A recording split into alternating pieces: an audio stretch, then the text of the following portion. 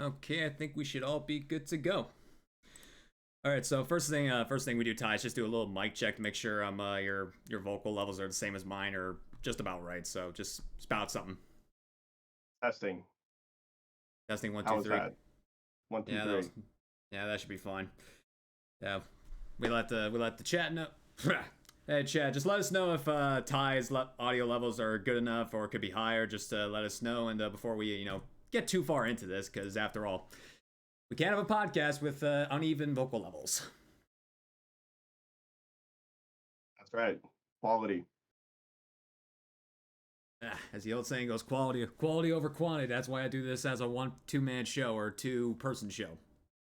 Exactly. All right, well, I guess no one's saying anything. No one's saying anything negative yet, so I guess we'll just I guess we can just roll with what we're doing right now. All right, works. All right. Finally, a podcast. We haven't. Usually I do these bi-weekly, but this is the first podcast in about 3 weeks, so I'm ready. I'm ready. Are you ready, Ty? I'm absolutely ready. Yeah. Been a long time coming. Yes, it has been a long time coming. I'll say more about that in a minute. But anyway, actually, I forgot to do one thing. I forgot to do one thing. So let me get this really quick. Where is that document? Here we go. All right, now I'm ready to go. Awesome. Ladies and gentlemen, boys and girls, and all the fellow pokeNERDS of the world, welcome to the pokeNERDS Incorporated podcast, a Pokemon exclusive podcast just for us pokeNERDS to sit back, relax, and get to know other fellow Pokemon content creators in the Pokemon community. I am your host, the TyphlosionTycoon Spence of the Poké Network. And ladies and gentlemen, if you do not know the guest of honor today, allow me to formally introduce you to him. He is one of the coolest shiny hunters that I've met on this platform. He's also the very first triplet I have ever met.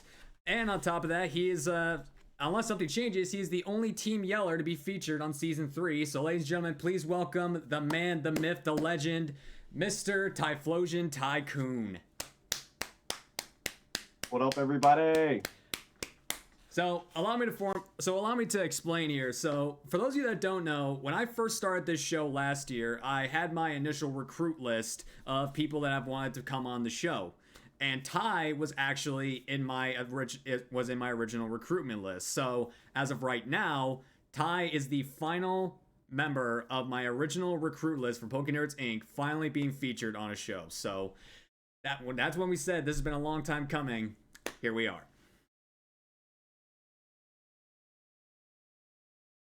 The best for last, right? Yeah, it could be the best for last. I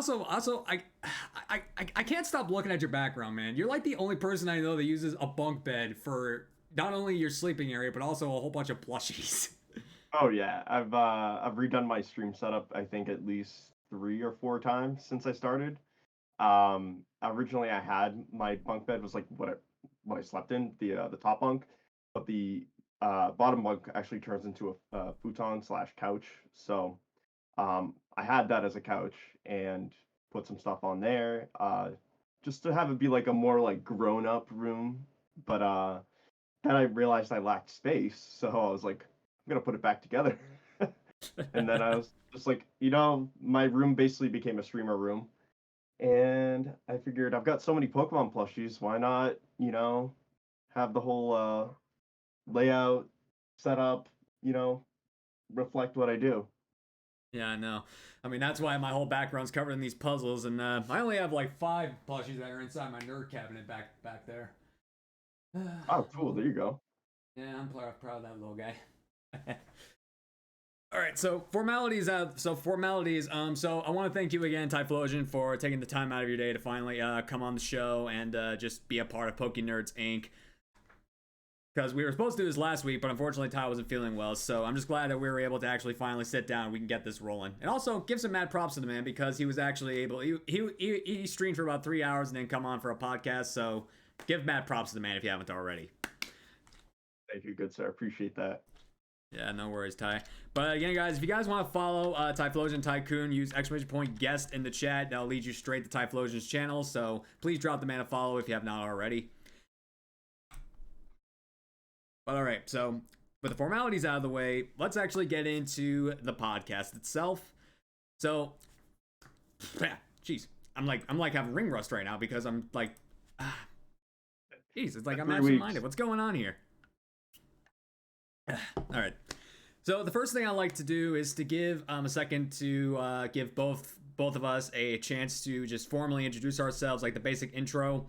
Just introduce yourself, explain what types of content you produce, and just a retrospective of your Twitch journey, like where you started, your the progression of your journey and where you are now. So just Ty, you got the floor. Hit us. All right. So, hello everyone. I'm Ty, aka TyphlosionTycoon, on Twitch, YouTube, wherever. I started streaming in 2021. Yes, around this time actually. So coming up on 3 years of doing this. How I actually got into streaming was I had been laid off from my previous job because it was COVID, and I just decided I needed something to keep me going, really. I played Pokemon my whole entire life. It's been something I've been truly passionate about. Um, Not like a lot of my friends, like at college, really played or anything. I just want to, have an outlet to share that with everybody. So I figured Twitch was a great way to do that. Even in high school, I thought about doing content creation. I had watched like streamers like Shofu and Shady Penguin, in particular, and that kind of gave me the idea. So it had always been in the back of my mind, something I thought about doing. And then COVID just kind of gave me a reason to really dive in. So um, I had saved up some money. I was still living at home. I still live at home. Um, but decided to fully indulge. I watched a lot of Harris Heller, a lot of his streaming videos about how to get started. I went to school for business as well, marketing in particular. So uh, I I guess this is kind of where my name comes in. I wanted it to be memorable. Um, you know, We'll discuss the origin of the name as a different category. So just kind of skim okay, over that. sounds good. So yeah, anyways, I've been doing this for 3 years, just about now. Primarily do Pokemon content. I started with Sword and Shield, Dynamax Adventures, some Super Smash Bros, Fire Emblem Three Houses. So I originally thought I was going to be Nintendo variety, but like with a main focus on Pokemon. But just my love of Pokemon kind of took over, and I just basically stuck with that. And I occasionally throw in some other things from time to time. But I mostly do shiny hunting and card openings. I've been doing some BGC a bit more lately. Uh, yeah, that's pretty much it. That's the main focus of the channel. Um, Love shiny hunting. It's so chill, especially now. Even when I come home from work, it's just so relaxing for me. Yeah, I can understand that, man. I mean, I only streamed like 2 weekdays a week, and just sitting here and just shiny hunting for a little bit. I mean, it just kind of takes the edge off, just lets me chill for a little bit, lets me relax. Which is also why I just yawn so much when I'm doing those streams because I'm just so tired after work, and then I just come here and like I'm relaxing in my nice comfortable ergonomic chair, and then all of a sudden I start yawning. I'm like, oh god dang, come on, just let me get through one stream, please. Yeah, right. Oh, my work is so it's very time sensitive and fast paced. So I get home and I'm just like, I can finally breathe. Yeah, I know, man. I know those days. All right, so for those of those on on Ties and jeez, I cannot speak English today.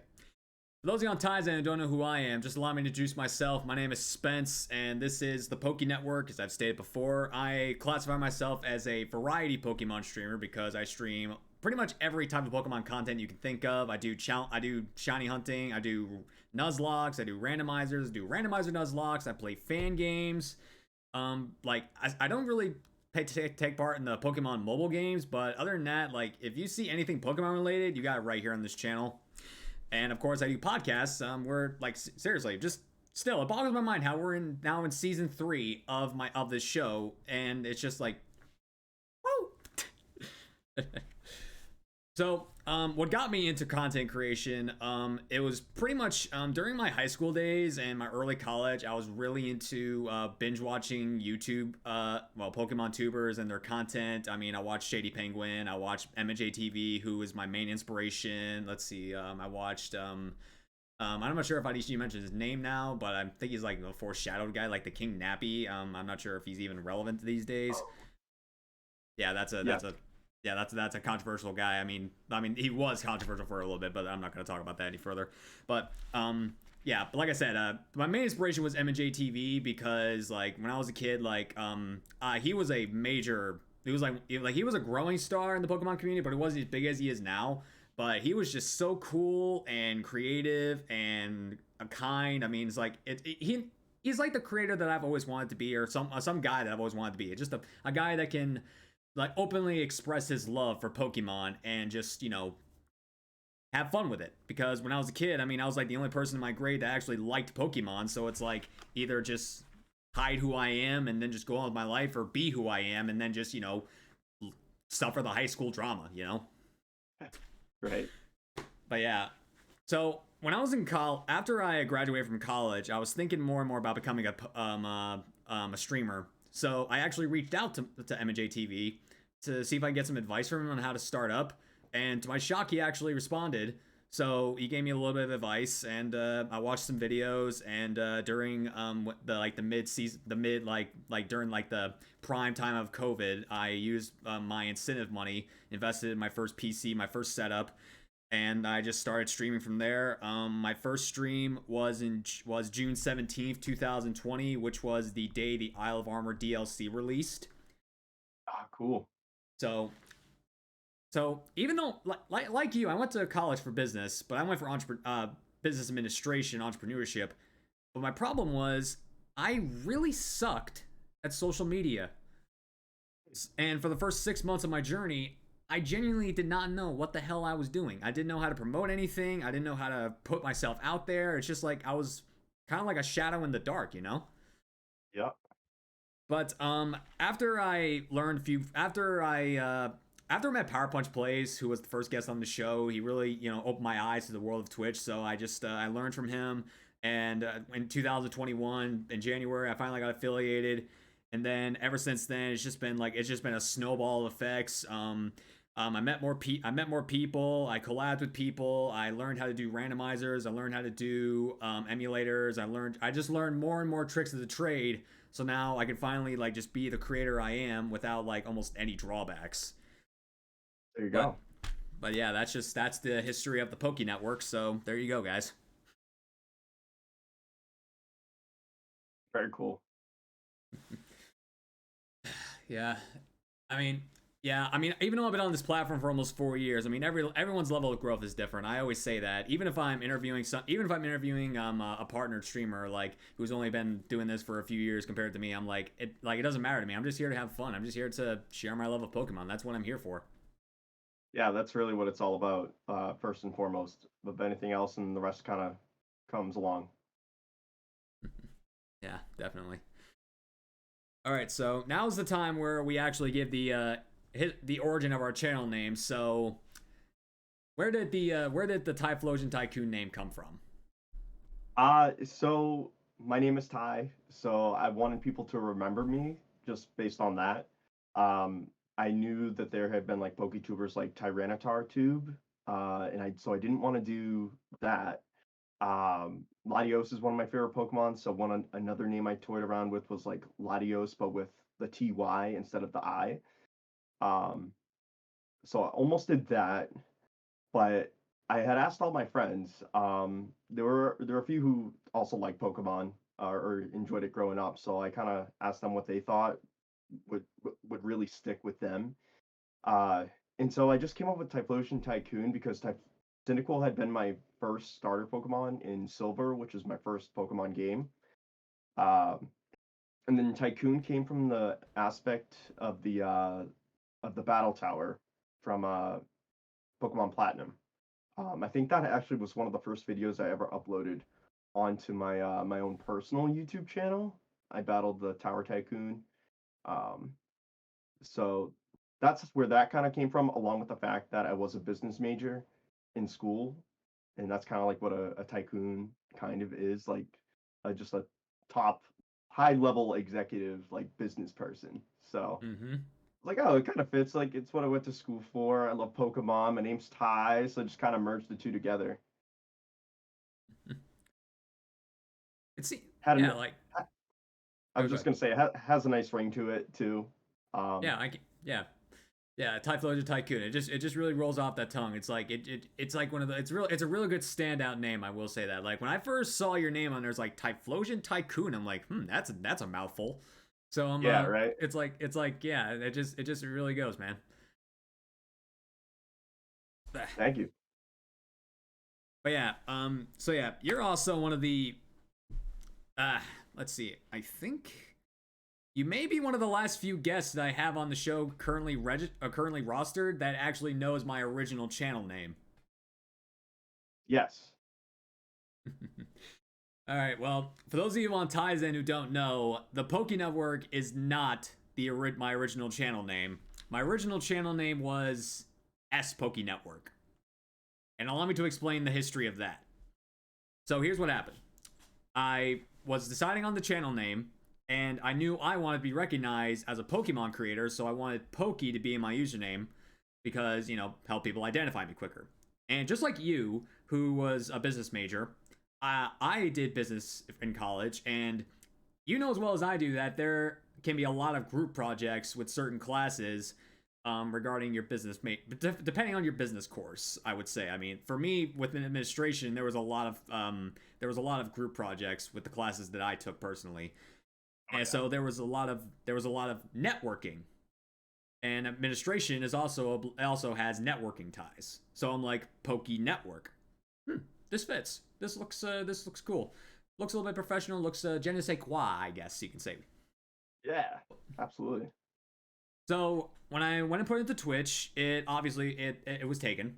So I was like, ah crap, what do I do now? So I genuinely didn't think of V at the time because I thought it was just too generic. Even though Poké Network fit, I just thought the Poké Network would have just been a little bit too generic. So I wanted to be a little more standoutish. So I put S in front of there because S is just my first initial because my legal name is Spencer. So I just put S in front of there. Little did I know how much chaos that would ensue just because of my name. I don't like using underscores, and Twitch doesn't let you use hyphens. Right. So, you can imagine how many people mispronounced my name over the years. Mm-hmm. Oh yes. So, even Pokemon streamers that I rated into mispronounced my name. I was called Spoke Network, S Poke, Spoken, S Pokey, or like some people got it right on the first try, but then some people were like they couldn't get it right on the first try. Like Pokio, I think you know him. He notoriously mispronounced my name for so long until I had to like just straight out say, "This is how you pronounce it, man." Yeah. I mean, I haven't hung out with him in a while, but I'm pretty sure he still remembers who I am. So after all that, um, at the end of 2022, I contacted my guy Riley Chappell to redesign all of this. So that's where the Poké Network officially was born, and it's been a positive change ever since. Like in terms of Yeah. branding, huh? No more mispronunciation. Yeah, I know. I mean, No more I mean, spoken. I Poking. mean, some people Spoken. still call. I mean, even though there's a lot of people that know my name, like my first name per se, I still get called Poké Network from time to time. And there's one guy I know, Jake. It's Yellow Snow. He still like brings it up, and I'm like, dude, just knock it off. Let me forget. Just let me move on with my life. Uh, yeah, but I give him crap too because I like to say it's yellow now. It's yellows now. Yeah. Oh my gosh. Yeah. That's perfect. Yeah, I think he restylized his name because so many people mispronouncing because he didn't capitalize any of his name, and then after Oh. I rebranded, he recapitalizes the I, the Y, and the S in his name. Okay. Yeah. Just easy to read. Yeah, exactly. It's always about that. All right. So now that we got those formalities out of the way, let's actually dive into the nitty-gritty details on what makes you the poke-nerd that you are. So, here's the thing. I'm actually one of those people that reads Twitch bios, your about section. Okay, Typhlosion is not your favorite Pokemon. Much to what people might believe, Typhlosion is not TyphlosionTycoon's favorite Pokemon. Nope. Care to explain which one it is? Yeah, it's super basic, but it's always been Charizard. Reason behind that, Charmander was my favorite, having watched the anime before I actually got into the video games. So I was like 4 years old, and I had everything Charmander. My dad actually had drew a Charmander, and we did Pin the Flame on Charmander for I think it was my 4th birthday party. Interesting. So that was a lot of fun. And then I just saw the episode where it evolved into Charizard. Just thought it was the coolest thing ever. So I guess it's still my favorite now. I guess mainly because of nostalgia, but it just has that special place in my heart. I mean, I got red version shortly after I got silver, so I was playing that a lot because I knew Kanto better than Johto at the time because that's what I originally had grown up with. So, uh, yeah, again, Typhlosion definitely has a special place now, especially having started this channel and, come as far as I've come with all of this. It's a top Typhlosion is a top 10 favorite of mine. No doubt. I actually had a Charizard Typhlosion folder that I used in school, in elementary school. Um, so yeah, it's always been up there. Just Charizard just always just has that number one spot for me. Just again, mainly for nostalgia, but it's just like my OG favorite. Yeah, there's nothing wrong with that. I mean, let's see. Who can I bring up that was a good one? Jeez, who was the Gen 1er that I wanted? Oh yeah, Gotcha Super Shiny. She was just simply mainly because of the anime, she just started loving Jigglypuff so much. Ah. So yeah, I mean, there's no shame in loving one of the original 151 Pokemon. There's absolutely no shame in that. I mean, I think, let's see. I mean, heck, there's a Gen 1er in my top 10 favorites, so there's no shame in it. My 10th favorite's Nidoking, so. Oh, great choice. Yeah, I love it shiny too. But if you know me for long enough, my favorite mon is actually Obstagoon. Much to disbelief. Yeah. Well, I mean, the Goon Squad. Yeah, I mean, I don't hide it in any sense of the word. I don't hide it. So Obstagoon, actually before Obstagoon came into the scene, Darkrai was my favorite Pokemon of all time. But then the second Obstagoon got introduced, I fell in love with it at first sight, and it jumped into my top 10 based on like looks alone. Nothing else known about it besides its typing and abilities. Nothing else known. So when Sword and Shield finally got released, I used it on my first Sword team, and man, this thing is an absolute monster. You set this thing up right; it is an absolute monster. You get it a gut set with a Flame Orb, and this thing will just wreck house if it outspeeds your opponent. I mean, heck, I remember one time I was doing this online battle with this rando, and they had like a full competitive shiny team, and I used my sword team, which I competitively trained, and I used my Obstagoon against her Dracovish, and luckily for me, it outsped. And I L-code the Dracovish with Facade, and this girl's like, "Oh my god, what the fuck does Facade do?" Like, completely astounded that I O-code her Dracovish, and like I just said, like, yeah, just Obstagoon's a normal type, it gets stab and it's burned, so it gets double the power, and then Guts removes the burn having your attack effect, so it's like Yeah, just goes to show again, like you can make any Pokemon really work in competitive with the right setup. Yeah, I know exactly. But when I got around to designing the channel, I knew I wanted a Pokemon mascot, and I was thinking about Darkrai, but I remember that at the time Patters was using it along with a few others as like sub mascots, so I was like, I didn't want to feel like I was copying anybody, So I went ahead and decided Obstagoon because I looked around and nobody was using Obstagoon, so I just bit the bullet, and here we are to this day. I've grown to love Obstagoon so much that I actually plan to get a full half sleeve tattoo of the entire line up along this arm. Wow. Wow. Yeah, Can't wait to see that. I still have to go to. I still gotta look for an artist to look at it because I actually have an art that I want to use, but I'm not sure if they'll want to use it. So I just we'll just see what happens.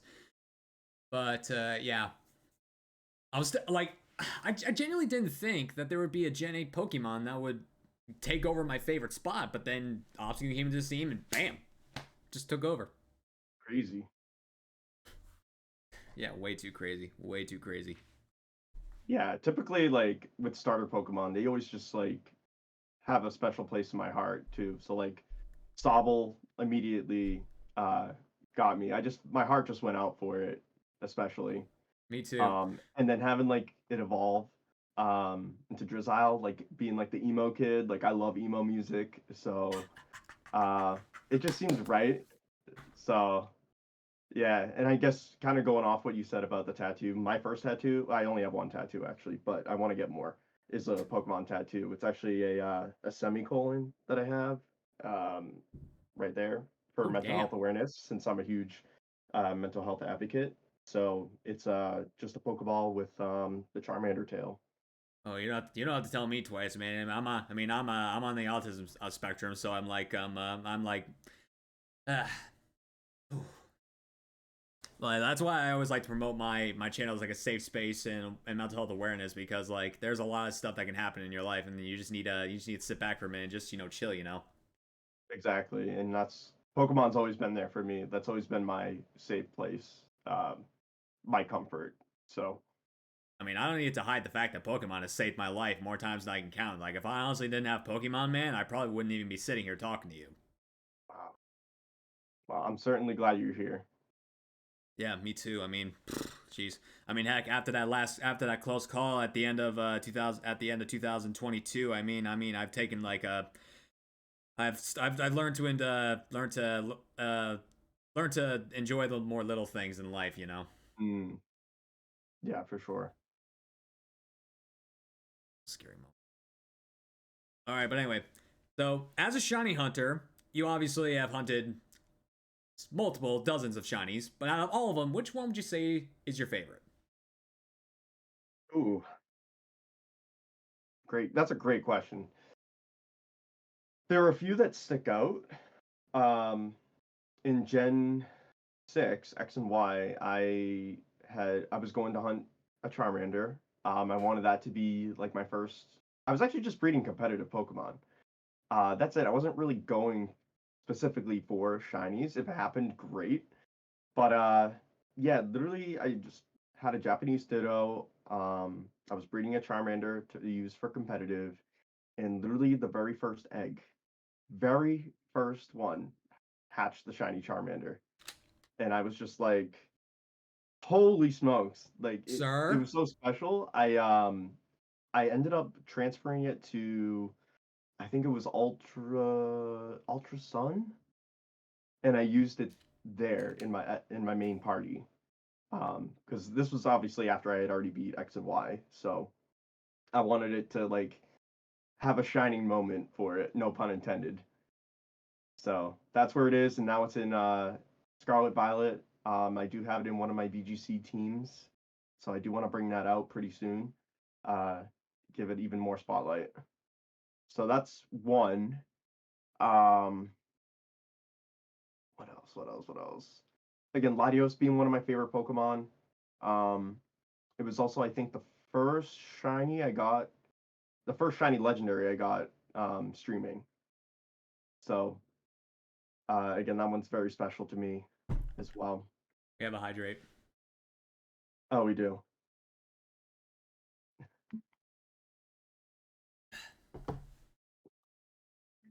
Which flavor you sipping on?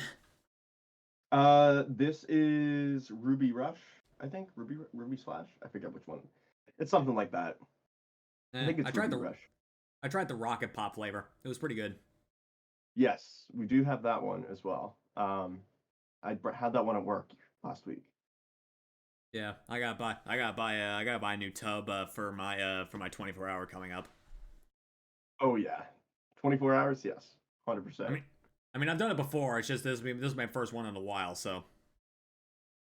I still get to do a 24-hour stream. My highest I think is 15 hours. Maybe I'll do that for my my 3-year celebration. I do one every 1,000 followers now. Oh, that's really cool. So I guess yeah, going back to it again, Latios because first shiny legendary on stream. I had another one in mind too, but it's leaving me. I mean, I guess I'll give two more because participated in a Johto like Gotta Catch 'Em All that Nomi and Nerd Out had hosted. Same here. I So got yeah, I did that. I got the Tyranitar. Oh, sweet dude, let's go. Yeah, I also got But yeah, I got the Dragonite from 151. oh, awesome. I don't think I got a few for 151, but I wasn't like the first one to get it. So Mm-hmm. yeah. But Gen 2 I had much better luck. So I hatched Cyndaquil and I think it was 56 eggs. Naturally I had to hunt Cyndaquil and get Yeah, Typhlosion. So yeah, evolved I that remember up. that. So the Typhlosion, of course, and I was also hunting Ho-Oh and I got that in 7. So the fact that I got like my channel mascot and a legendary, I was just like, holy Yep, smokes, like yep, I remember both I of was those. over the moon. Um, so yeah, I would say those four are the ones that stick out most. Um, and then all the BDSP ones are are are special too because I got all of them under odds, and they were all like my first full odds hunts as well. So I was very lucky with that. And Amazing. I think that kind of goes into probably what you want to share. I mean, we'll do that. We'll do that as time progresses. But this is Okay, about sounds good. this is about learning more about you as a Pokénerd. This isn't about what this isn't what about what I've accomplished in the past week. So this is more about Okay, you and me. But perfect. yeah, Sounds good to but me. yeah, just a quick tad bit to Gen to 151 and Gen 2. I'm pretty much the pseudo collector of the entire series because I claim the Dragonite and I claim the Tyranitar for Gen 2. So whenever we do Gen 3, I'm going for Metagross and Salamence. You can't stop me. Nice. Oh, speaking of Dragonite, I failed Shiny Dragonite during the 151. Wait, you actually failed it? I failed the Shiny Dragonite. Yep. When? Like how long into Uh, the challenge? I don't know if it had been claimed yet, but it showed up and it ended up running away. Like I claimed the Dragonite like a little over 2 hours into the event. So you probably got it. Yeah, this is probably after then because I feel like I can't remember like all the logistics and time and everything, but yeah, I feel like did it start at midnight? I feel like it started It at started midnight. at it started at 7 p.m. EST. Okay, yeah, so I think it probably was the next day that I did it then. So you still had it. But I think I can't even remember what I was hunting, but it showed up and I was like, "Oh." And then Yeah, I was going for Nidoran, but then the Dragonite's little Tootsie just popped out of the sky. yes, exactly. I literally noticed it by its little foot. I almost missed it. Uh, but back on topic, my favorite shiny, it's pretty straightforward. My favorite color schemes are blacks, grays, reds, and blues. There's only one Pokemon one comprises all four of those. Shiny Greninja. Oh yes. Beauty. Yeah. Greninja is actually my second favorite Pokemon of all time, behind Obstagoon, overtaking Darkrai because of things we'll talk Wow. about later. Okay. But if Greninja's shiny wasn't so epic, my favorite would still be Rayquaza to this day because Rayquaza, come on, I can't resist the Black Oh, Dragon. I'm a sucker for black shinies. same. Same. It's just something about them. They just pop. Yeah, no, I mean Rayquaza, Haxorus. Let's see, what other good Charizard. black? What? Oh yeah, Charizard on top of that. Charizard. I simply because of how over, like, I mean no disrespect, but just because of how overused Charizard can get, its shinies have been kind of lackluster to me, to be honest. Still a great shiny. It doesn't Yeah. it just doesn't as pop to me as it used to. Yeah, you almost become like desensitized to it. Yeah, and that says me going after like trying to get 30 of every member of the Obstagoon line. Hey, don't be Another giving me those beautiful band shiny. hammers, Radiant. All right. So, I'm only asking this because I'm just assuming, is the fire type your favorite type or is it something else? Yes, fire type is my favorite by ever the slightest margin over dragon type. So I absolutely love dragons. Like Everyone loves dragons. yeah, It's like I everyone loves dragons and ghosts. true. Yeah, Ghost is another very popular one. But yeah, fire followed by dragon for sure. Um then again, Charizard looks like a dragon, so I love lizards in general too. Always wanted like a leopard gecko as a pet. Don't have one yet, but eventually. My other friend had used to have a chameleon and a couple of pythons, so I understand the love for reptiles. Mm. And yeah, we've already talked about that Sonic. I know his favorite's not Typhlosion. I know. As I stated before, I'm one of those people that actually reads Twitch bios, so I knew before the show even began. Thank you for that. I do appreciate it. Yeah, like if I know there's a lot of people that love to skip, like, just going off topic for a minute. I know there's a lot of people that just skim over the about section of your channel and just never even acknowledge those types of facts, because you don't know how many people I get asked about the sunglasses, my overall look on stream, and just other things about me. Like, if you want to know any of that, just go into my about section. It's right there. Exactly. That's why it's there. To learn more about the guy before you ask. Exactly. So it's there, even while I'm on stream if you want to like get to know me more, or like when I'm off stream too, if you just happen to stumble upon my channel and just, want to be like, "Oh, what's this guy about?" Like his channel seems like kind of cool. And then you get to learn a little bit about me and just kind of instead of having a guess or literally know nothing, just gives a bit of insight. Exactamente. But yeah, I hold no secret that my favorite type is the dark type, because I theme my entire channel off of dark types. I theme my entire look off dark types, and I'm not gonna sugarcoat it. I've had a lot of bad shit happen to me my entire life. I mean, shit that I would never even acknowledge on this podcast. So I've had a pretty dark outlook on life for pretty much my entire life. So I feel more at home with dark types than anything else. But also, I think it also gives me like a sense of like, just to give me a sense of belonging. Like out of all the Pokemon to exist, I've always just felt right with dark types. Mm. I mean, that's why I themed an entire character off it. That's why I themed it. That's why I themed most of my Nuzlocke. Ah, crap. Everything good? Uh, Technical. Okay, we're good. I thought OBS was gonna disconnect there for a minute. Oh, okay. I hate when it does that. Yeah, I hate that as well. Oh, yo, we got a raid! No way! Yo, Dragon Tamer Tom is in the house. He brought some more nerds to enjoy the show. Woo! Tom! For those of you that don't know, Dragon Tamer Tom was a guest on the 7th episode of season 2. So guys, definitely go follow Tom if you haven't already. But Tom, thank you so much for the raid. He actually wanted to raid us last week, but I made the announcement that we were skipping it, and he was like, "Oh man, I wanted to raid out to you, man." But hey, he got to Here we are now. But yo, Tom, thank you again, brother, for the raid. Hope you had an amazing day. Hope you had a great stream. But welcome in, Raiders. My name is Spence. Welcome to the pokeNERDS Incorporated podcast with special guest TyphlosionTycoon in the hot seat. So if you guys want to learn more about us as pokeNERDS, sit back, relax, and if you don't mind refreshing your screens, that'll count you as a viewer. And just give us more let Twitch give us notice. Yeah, every little bit helps with this for sure. Yeah, had to do the redo. Hey, we appreciate all the love, Tom. We appreciate all the love. Absolutely.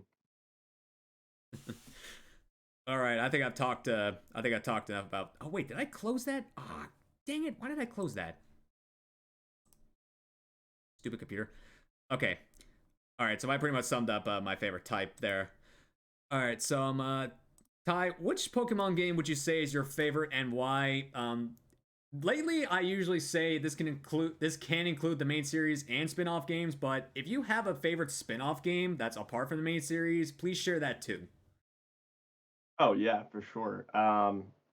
Okay, so favorite Pokemon game. Like this is kind of for the longest time it was Crystal, but then it kind of became Heart Gold Soul Silver, and I would say Heart Gold Soul Silver is probably still my favorite as a whole, like storyline wise, just like the features, the Pokemon following you. Um, Plus, I just love the old style. Like I don't know, again, maybe nostalgia, but and it's Johto as well. Johto's my favorite region, so I poured so much time into both of those games. Lugia and Ho-Oh probably are my favorite like duo as well for legendaries. Uh, but Sword and Shield is very close. I have never played a Pokemon game as much as Sword and Shield, especially with the DLC and Dynamax Adventures. Dynamax Adventures really got me going on uh Twitch. So 10. I've played both Sword and Shield 5 times each, so 10. 10 different times I played the game. wow, yeah, I'm about to play through Sword again. I think so. That way I can double hunt on stream with my alternate profile. Because I ran into issues on stream a few days ago trying to double hunt because I couldn't do it both from both my main profiles for Scarlet Violet and Sword and Shield. So that's something I learned. Uh, but yeah, Yep. probably making another return to Galar very soon. But I would say though those two um, probably my favorite as a whole. All right. Any spin-off games that you have a love for? Yes, spinoff absolutely Explorers of Sky. I love the mystery dungeon games. Had played all of them that have come out. So and plus the story was just a real tearjerker. Um, and I don't know. I like the fact that you took a personality quiz, so you felt like you were the Pokemon. I'll tell you. Uh, Um, Last year I started this Rescue Team DX co-op with my buddy Strix. We yep. haven't done it since because it's on his game and he can't really stream at the moment. When I Mm. did the personality quiz, my Pokemon that I got selected was a freaking Psyduck. You didn't want to Out go of outside? all of them, Psyduck. That's an amazing selection, though. I picked Totodile. I picked Mudkip, man. I mean, I don't blame you there, but Psyduck's goaded. Only when it's the Blue Ducky. Okay, fair. After all, if Red Survival was still streaming, he would be on this podcast for sure, and we would do the Blue Ducky dance together. Oh my goodness. Oh man. Oh man, that'd be a sight. Yes, it would be. Yes, it would be. All right. So on my end, I can't select one game. I have to divide it between 3 different categories because there's multiple aspects of the Pokemon games that I love and appreciate. I go on favorite storyline, my favorite overall Pokédex, and my overall experience with the game. So Okay. favorite storyline, Gen 5, Black 2, White 2, hands down, Hmm. best written Pokemon games of all time. You can't argue with me with that. Very great. Very good choice. No There's argument here. there are like there's some tear jerkers in Scarlet and Violet, but still can't even come close. Not even close. To this day, I still argue Hugh is the greatest rival of all time for one specific reason. He's not after any glory. He's not after any championship. He's just here to make sure I toughen up so he can kick ass and take back his sister's kitty. That's right. No argument. Based on Nope. Pokedex, I really love Platinum. There's a lot of Platinum Pokemon there's a lot of Gen 4 Pokemon that are in my top 10 favorites and I've used before. And on top of that, nothing to do with the Pokedex, but the Distortion World, amazing. Oh yeah, that was incredible. Origin Form Garatina, Damn. Yeah. Mucho perfecto. Yeah, there's also a lot of dark types in the game I love. I love Drapion, I love Spiritomb, I love, even though I've hated it for a while, Darkrai. Just just a whole slew of stuff that I like about it. Yeah. But based on overall experience, Giratina, yes, Tom, we know you got your Giratina pretty quickly, dude. Literally, a few days after I did that thing I did, he found his Giratina super quick in BDSP. Wow. In BDSP, dang. Yeah, super quick. What was that count again? It was in like the 1300s or 1200s. But anyway. All right, but anyway, but based on overall experience, I gotta give it to Heart Gold, Soul Silver because that was actually my first Gen 2 experience. Before I played those, I didn't play the original Gen 2 games. I did play them later on, but I didn't. 2200. Never. Sorry. Still under odds though. That's still pretty good. Still under odds. Still under odds. Still really good. But yeah, it was my first experience to Gen 2, and I really like all the Gen 2 aspects, the 2 regions, Red, Pokemon following you. Pokeathlon was actually a really cool side thing that I did for a while. I had a ton of fun with that. Yeah. A lot of people probably didn't, but I had a lot of fun with it. I didn't really do anything too crazy with it, but I just had a lot of fun, like playing as the Pokemon and just going around and doing the activities. It was just really fun. Sure. And then you also had the Battle Frontier in it as well. Yeah, on top. I didn't really do that too much, but but like you said, I gotta give a major honor to Sword and Shield because without Sword and Shield, the Poké Network wouldn't exist. And even to this day, as homage to it, my logo, you can't really see it because of the lighting, but my metal sign back there has my logo on it. It's the sword font, and that's how it's gonna stay from now until forever, as a pay homage to it. Very nice. Yeah, such good font too. Really cool. Yeah, it's really good stuff. Okay. Let's shift from love to hate. Let's see how much hate you got in your soul, TyphlosionTycoon. Not too much. What? Too much? Not too much. I'm not a hateful person. Well, you're about to meet my quote unquote dark side here. All right. So actually, hold on. Before that, we got a question. What is your favorite and least favorite Pokemon of Generation 9? Least favorite Gen 9. Okay. It's a toss up between Fuecoco and Koraidon for my favorite. Again, starters I get attached to, and it's just so derpy and cute and fire type.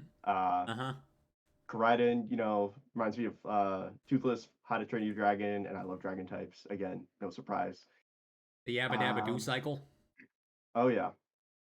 And for least favorite, what is that? Maybe Veluza. That thing's just so annoying in the water. Alton Veluza. We say it at the same time. Yeah,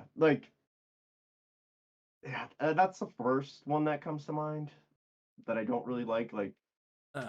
It just means nothing to me. Usually, I usually have some sort of love for a Pokemon, but that one just doesn't do anything for me. I would have told you Skeledirge a while ago, but now I've grown really more attached to Annihilape as of late. So I'm gonna say my favorite Gen 9 Pokemon's Annihilape because I love to say the word monkey and just call it that. And Reller can go away. I hate that thing. Oh yeah, that's another one I don't care for. I always forget about it. So yeah, just totally go away. Just let me squish it and just move on with my life. Right. I don't like that thing. But what is your least favorite Pokemon overall? I know my chat has probably heard me say this a lot, but I want to say Bruxish. I just think it's ugly. It's so weird with the lips out. It reminds me of I think from that SpongeBob episode, that karate person. I know exactly. I know exactly what you're talking about. Now you just put that back in my head. Curse you. Yeah, the one that has the chapped lips. Dude. It reminds me of that. And then it's a fish, and I don't know, Ugh. It's weird to me. I'm just like, what the heck? I'm staying far away from that thing. Ugh. Well, you're not the first person that said they don't like Bruxfish, so it doesn't surprise me. But then you put that image back in my head. I'm like, oh god, give me some mouthwash. Yeah, right. That was a bad taste in your mouth. Ugh. But Um. yeah, I can't think of anything else off the top of my head that I'm like, oh, I really dislike that Pokemon. Uh, well, you're about to hear me rant for a little bit because would you believe me if I told you my least favorite Pokemon's actually a Dark type? I believe it. You know what? You can't rule anything out. Nothing really surprises me too much anymore. Like, Fuck a Alolan version. oh, okay, all right, I can see Sc- that. Screw that thing. I have hated It's that weird thing for looking. so long. Yeah, yeah, it's very weird looking. It It's looks not like just that disproportionate, almost. the look alone puts it up there, but here's the biggest kicker. As you know, I'm an avid Dark type master. Hmm. And to me, as a Dark type trainer, the biggest slap to the face I have ever gotten in the history of Pokemon.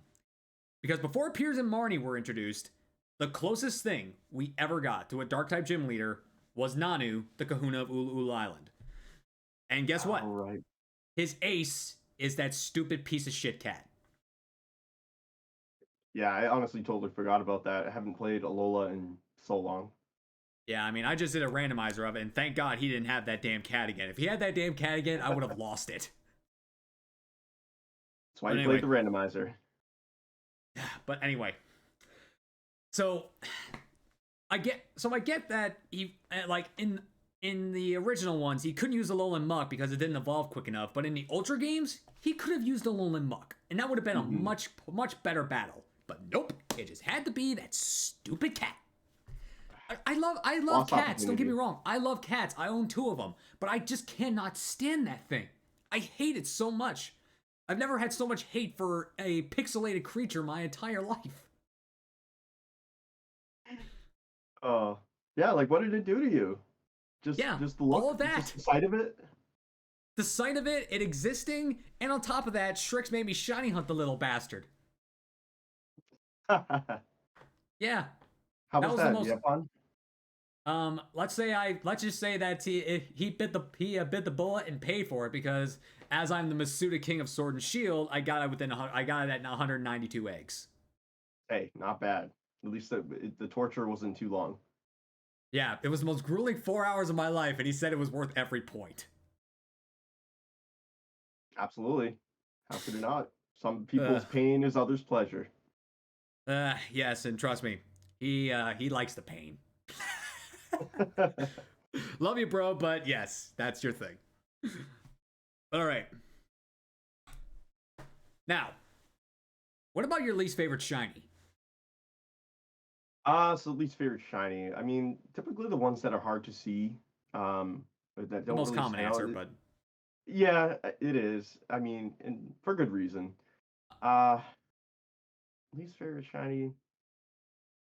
I mean, can you think of a shiny that's like caused you so much grief that it caused you to like, give it a little bit of hate?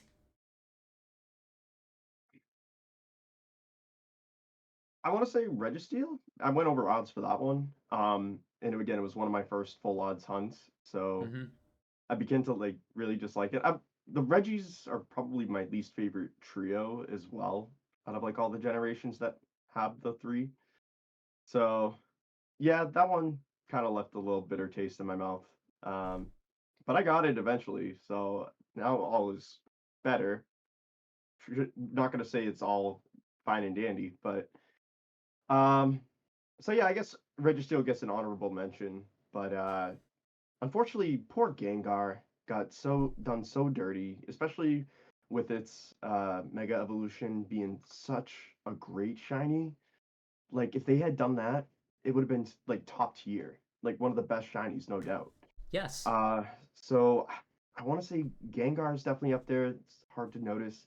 Also in Legends Arceus, like Ghastly with the weird shading, like it looks a lot of the times it looks shiny. So that kind of frustrates me a little bit. I genuinely forgot about that. Yeah.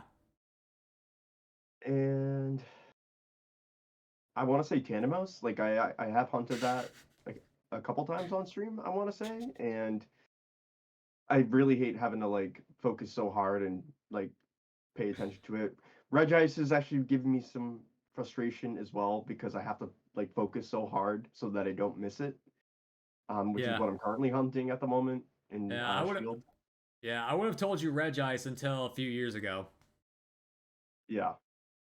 So I mean, there's a few for you that I definitely get honorable mentions as my least favorite. Um, at the moment, I would say Tandemos is probably my least favorite. But they also did Cerulege and Armor Rouge really dirty as well. Like Why? those could have been spectacular. Why, Finny? You just brought that up because that's actually my least favorite. I would have Okay. told. Yeah, yeah. Here's what they did. That's all they did. They just changed the eye color. That's it. They just changed the eye color. That's it. And why did I toss my sunglasses? So disappointing. Yeah, super disappointing. All they did was change the eye color. I've said since day one that whoever designed the shinies needs to be fired. Whoever designed them at Game Freak needs to be fired. Yeah, like there are so many good ones, but like I feel like Gen 9 especially has a lot of lackluster shinies. There are some good ones in there, but yeah, I can agree with you on that. Yeah. There are a lot of lackluster ones, especially like the previous starter lines have gotten some decent shinies, but in all honesty, I really didn't want to hunt any of the starters in Gen 9. I didn't, but I did it anyway. I feel that. I'm with you there too. I haven't hunted any of them still to this day. I mean, I did it for my starter collections, but I genuinely had no interest in hunting them for so long until I decided to finally do it. Yeah, I've just been turned off by Masuda hunting in Scarlet and Violet in general. You don't have to tell me twice. Yeah, like I just don't want to have to collect eggs like that way. I'd rather do it in Sword and Shield. So Exactly. I'll do the Gen 9 starters at some point. I don't know when, but maybe in the next games that come out when there's a better method to hunt them. Like, I kid you not, like I think it was like maybe 2 weeks before the teal mask got released. I've pretty much claimed almost every Masuda shiny I've gotten so far below odds. Every single one. And I've done like over a dozen. I've done over a dozen Masuda hunts. Probably a dozen Masuda hunts since then. So much so that I do proclaim myself the Masuda King of Sword and Shield. Yep, if all under odds, no dispute for me. Not just that, like some of them were even below 300. The last egg I did was only at 82. Oh, we take those. Yeah, I all love day, those. every day. Below 100. It's really good. All right, so Ty, what would you say is your least favorite type? Least favorite type, probably fairy. Yes, finally, sounds somebody shares my pain. Okay, yeah. I mean, I don't know. It's just very girly, I guess. Like, I don't want to like. I don't want to put it that way, but like that's just the impression I get from it. Like The way it's I all say it's it, all pink. like the way I say it is that there's just some Pokemon that don't need the fairy typing or make no sense as fairy mons. Yeah. Yeah, I mean like even like Azumarill, like I feel like that was fine kind of just staying as a water type. I mean it helps that they gave it for like battling purposes, Uh-huh. but that's one I feel like is kind of surprising to me that actually is a fairy type. Like I do like for me personally, I do love 6 different fairy types. I love Grimmsnarl, just like Fire said. I like Mimikyu. I like Togekiss. I like Gardevoir. I love Sylveon, and Yes. I like who was the other one? Uh, Gardevoir, Togekiss, Grimmsnarl, Mimikyu, Sylveon. You Oh, got like Zacian. Alolan Ninetales. Alolan Ninetales. Yep, that's a great one. I like Zacian. those. I like those 6. The rest of them, I don't like. Yeah, I hear you. Yep, pretty much the ones you mentioned are all ones I like as well. Sylveon probably is my least favorite evolution though. Says the guy that has an evolution stained glass puzzle in his background. Wow. That's really cool. Yeah, that's actually a 2,000-piece puzzle. A lot of people think it's a poster, but it's actually a puzzle. Oh man, so even better. Yeah, even better. Like the fact that Uh, you put it together. yeah, like I want to bring up this example. So I've like between like for all of season one, I always said that Granbull and Snubbull make no sense as fairy Pokemon. But then when Tiny Tina comes into the show on season two, she tells me that the classification for them are the fairy Pokemon. Oh, I okay. Well gen then, yeah, I didn't know that. yeah, me neither. And I looked it up and I was like dumbfounded because this is the only reason they're fairy types because of this. I mean, I It's suppose it makes sense though. not to me. It makes no Not to you. sense. It I still mean, doesn't if make they no are sense. Pokemon logic. That's the thing I always bring up. Just Pokemon logic. That's the only thing I always bring up. Pokemon logic. Mm-hmm. Doesn't have to make sense, but Does it's anyway. just how it is. Yep. uh, oh, that was pretty easy. We both hate fairy types. Yeah. Oh, but I will bring up this though. I probably might be one of the only few people in the Pokemon community that actually has a shiny Alolan Vulpix or a shiny Alolan Ninetales in 3 different generations of Pokemon. Oh wow. I got one in Gen. I have one. Let's see. I have 2 in Gen 7. One from Ultra Sun and Moon, and one from Let's Go. Oh wow. So you soft reset that one, Well, right? I saw through said it Or traded. trade? Yes. Yeah, the trade. Yeah. Yeah. I did that for 3 months and 4,041. I got it. Whew. I got 3 of them in Generation 8, all within 200 eggs. Wow. All three within 200. Like Yes, total. total in a Whew. row. 3 like I That, don't like they were nearly back. They were like almost like one was at 20, the other one was at like 60 some, and the other one was at like 180. oh man. That's crazy. Yeah, and then I got one. Then I got one in the biome. So in Gen 9. So Nice. Yes, that's where I got my one and only one, which is now a Ninetales. Yes. yeah, I love that thing. All right, so what Pokemon games do you never want to play again? Which Pokemon games do you hate? Main series and spinoff if you got them. Wow. Never play again. Let me rephrase. Which Pokemon games do you not like? What do you like the least? Like the least, probably a Lola. I Oh, don't know. I don't know. I just those seem like the most forgettable for me. It was also like the busiest time of my life too, like being in college. So those aren't I don't know, they just weren't as memorable for me. I mean, I like that they had the new twist with like the trials in Totem Pokemon. Like that's cool and all. And again, I don't necessarily like dislike them. I'm just saying like they're probably my least favorite overall. Um and looking back to like just the differences between Platinum and Diamond and Pearl, like Platinum just absolutely blows Diamond and Pearl out of the water. So like I don't think I would ever replay Diamond and Pearl. I would either just play Platinum or BDSP at this point. mm-hmm. So those are the two that really come to mind. All the others, like I've replayed Fire Red, Fire Red, like oh my god, like 10 to 15 times probably. Uh-huh. Heart Gold Soul Silver multiple times. Every generation has been multiple times except Gen 7. Actually, Gen 5 I replayed once. I replayed White version, but I never replayed Black 2, White 2. So I actually do want to get. Um, I have Black 2. I want to get White 2 just to replay those games as well. Um, I eventually want to have every single Pokemon game, like main series Pokemon game. Yeah.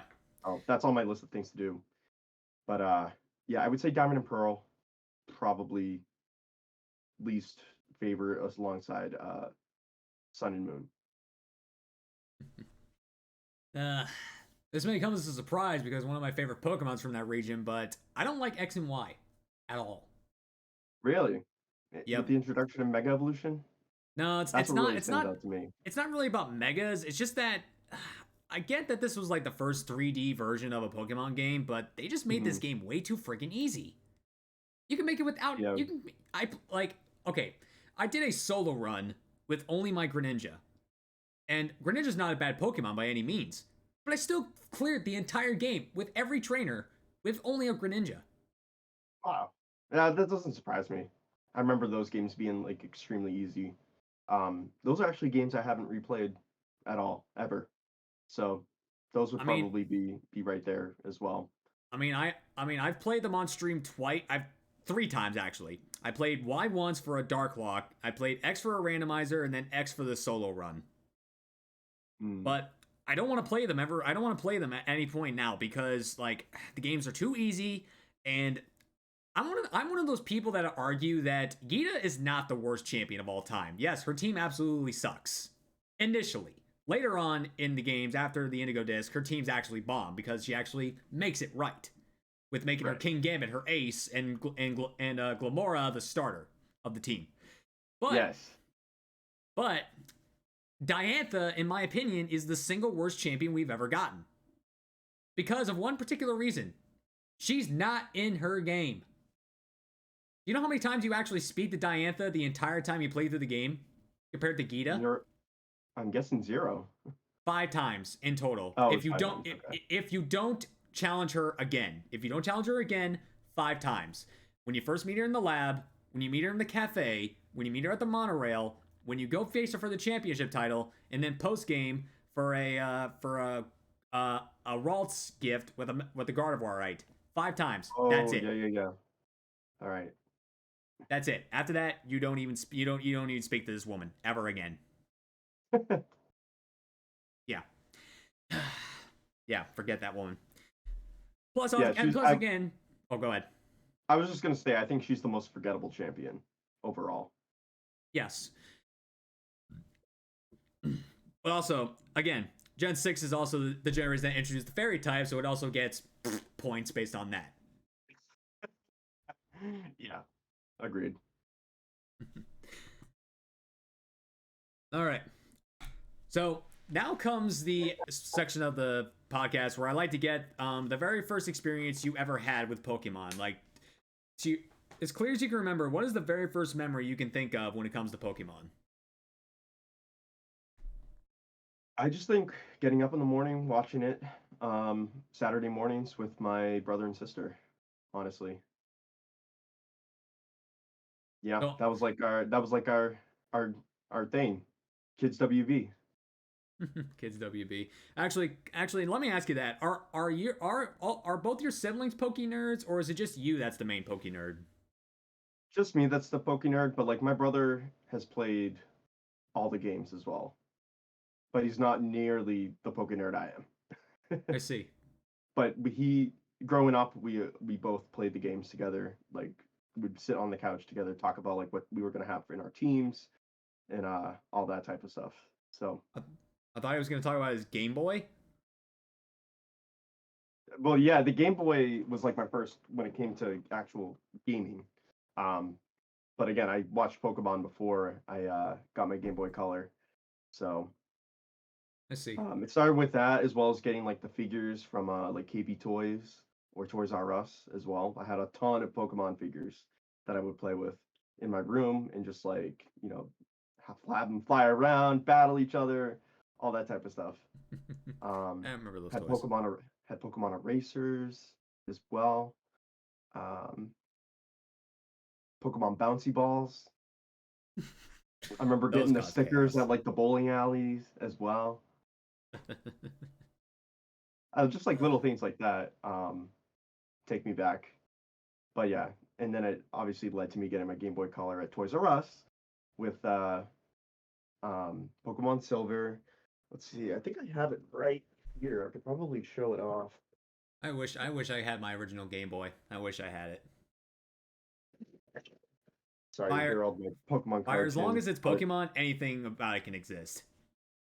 so yeah, here actually is my Game Boy Color. This is where it all started. The Sick. Pikachu and Pichu, and then I've got a Spider-Man sticker on the back from when I was little, and then Pokemon crystals in there.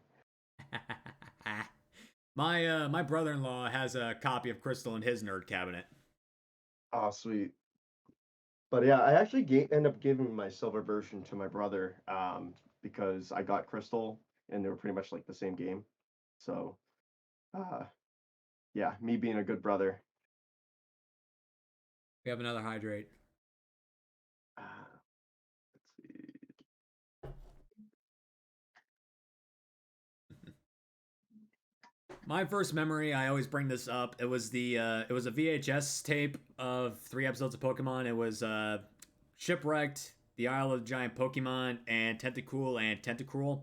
Which, fun fact, is now a banned Oh, episode in the United States. wow. I didn't know that. Yeah, simply because of the 9/11 reference.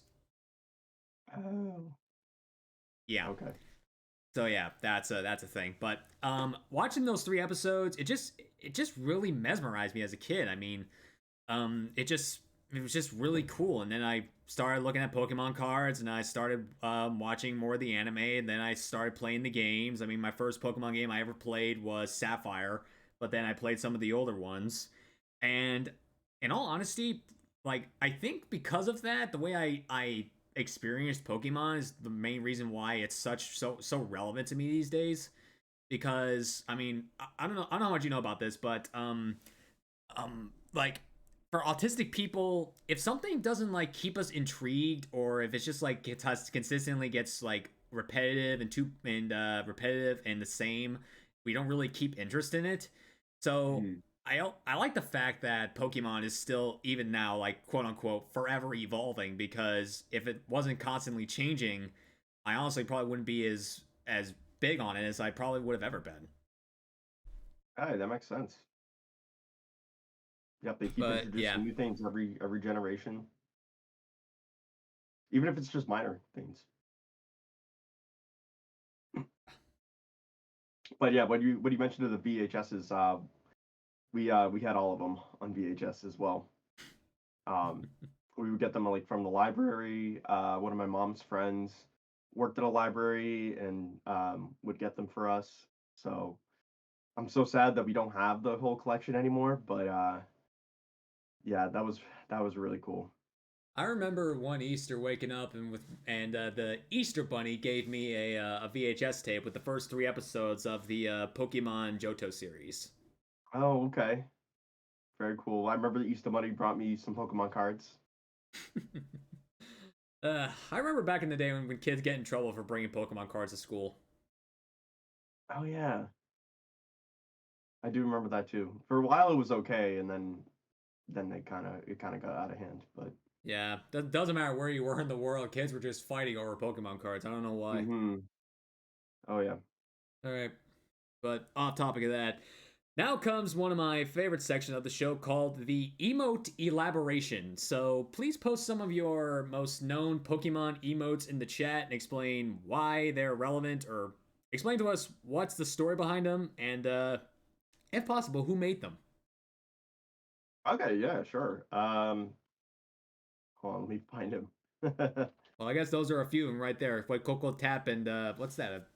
Pump It Up and Fernape. Oh God, that's so Yeah. cool. Um, Monkey. oh yeah. One of these is still from the very first time. When I first started, when I first became affiliate. So, the Grookey what SpongeBob reference there because I love SpongeBob. So I actually got all my emails initially from Etsy. I didn't really know many people when I became affiliate, so Uh huh. I it was pretty cheap. It was like $15, I think, for the full set of like 5 or 7 or whatever the heck it was. So the Grookey's been a staple.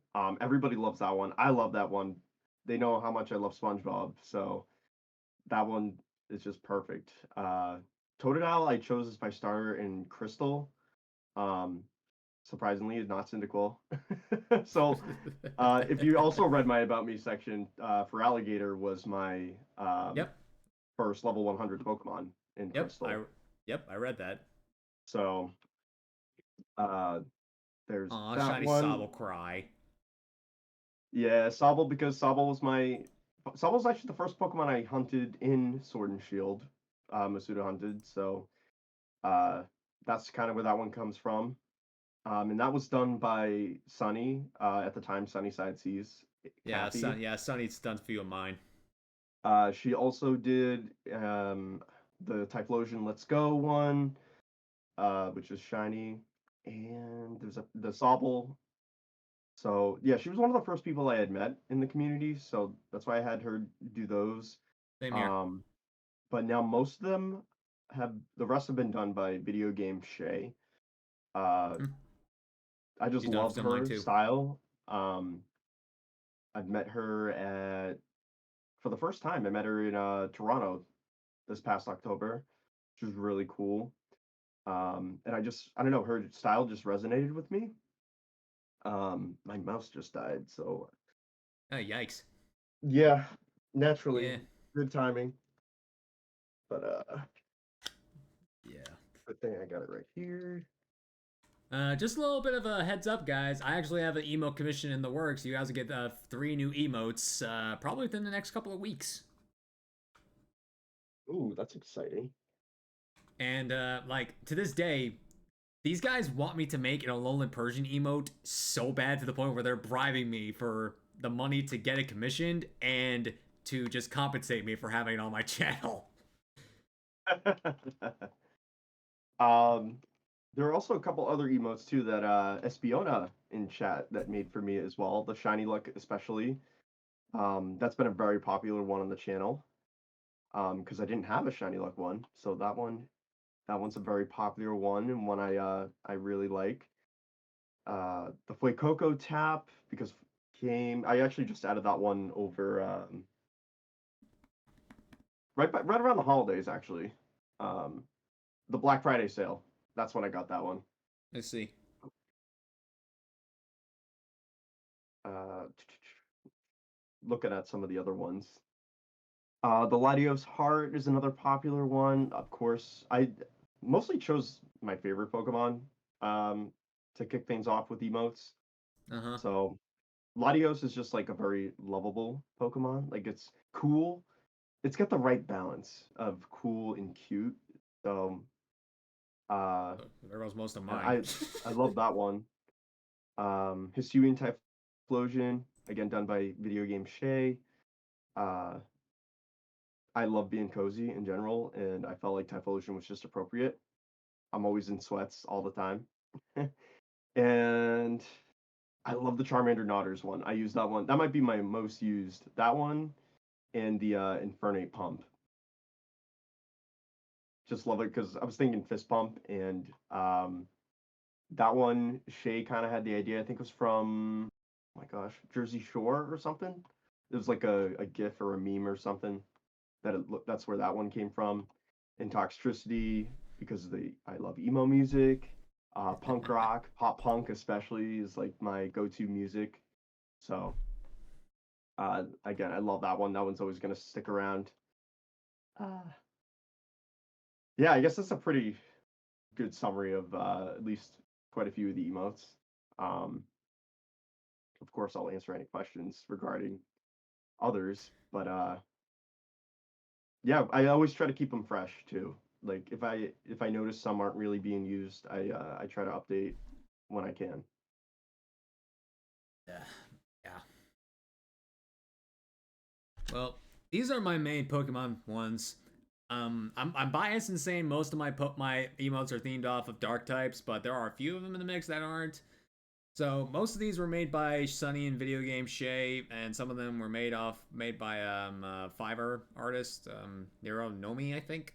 But anyway, so one of my most popular ones is my Hisuian Giggle. Like everyone that I know who subbed to me loves this one because it's just a shiny Zorua just giggling, laughing away. It's based off of a GIF from the movie Zoroark, the Illusion Master, whatever the hell that movie was. Oh, okay, yep.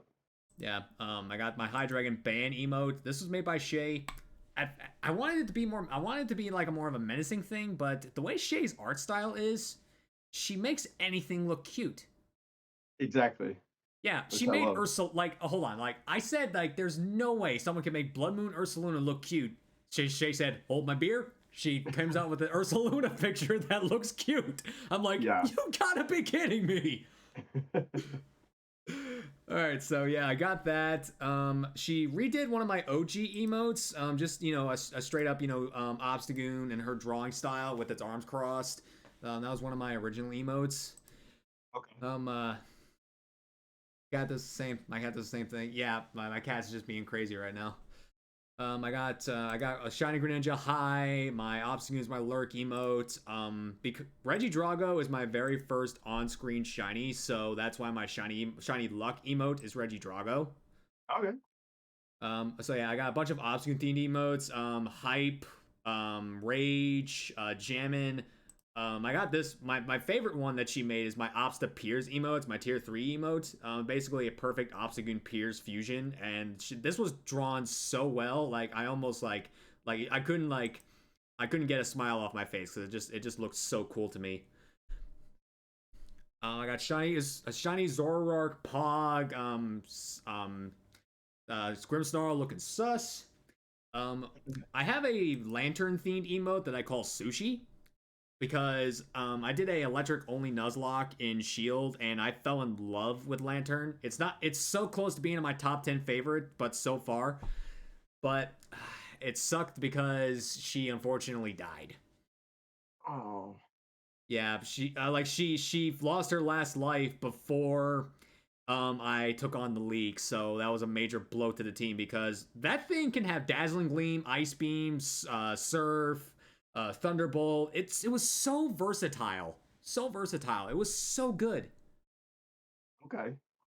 Yeah, I also got an Umbreon blushing emote, and also for anyone that's given me 1,000 bits, they get access to my one of my favorite emote personally, my baby demon Zigzagoon, holding and biting onto a heart. That's one of my favorite ones. It's actually, you can't really see it again because of the lighting. It's actually on my metal sign up there. That emote's up there. You can't really see it, but it's up there. Okay. But yeah, also got like a Dust Ball GG's, and I think that's pretty much about it. I got some others that aren't Pokemon based, like obviously my nerd emotes. Oh, and not just RD, nerd. Those are made by Shay too. Okay. I mean, after all, I can't have pokeNERDS Inc. without the nerd. That's right. All right, now here is my favorite section of the entire show. Oh yeah, I also got a couple of me in there. I got a couple of emotes of me because I just wanted to make some. I wanted to give my give my face some attention, so I just made a yo and a excite emote, which I'll explain where one of those comes from in a minute. But here goes my favorite section of the show. This is the shared experiences category. So this is where we share. Well, me and Ty will share three of our favorite clips and show you guys are some of our best Pokemon moments, and then we'll talk about them if we have some, because I know you have, because you've been to more places than I have regarding Pokemon creators, so I want to hear those stories. But yeah, before that, let's go watch the videos. So this will look weird for a second, guys. So just this will look weird for a minute, guys. Just bear with me. Let's see. Let me get this rolling. And boop, boop. All right, here we go. So this is Ty's first clip that he gave me. I actually put them in chronological order from youngest to oldest. So this is your most recent one that you gave me. And yes. also again, guys, let us know if this is let me know if this is too loud or too soft. Just let me know if the audio is good. So let's watch. All I want for Christmas is a Trico. Not just a plain old Trico, a shiny Trico. Ah! It happened! Wow! You actually manifested that one. Oh yeah. All I want for Christmas is a shiny Trico. Oh hey. Yeah, and then someone subbed on top of that, so you got the shiny and a sub. Oh yeah. Perfect timing. Double whammy. Perfect timing. The timing! Dang! And Vapo, thank you for the sub! Alright, what do we catch this in? Quick ball? You just go straight for the quick ball.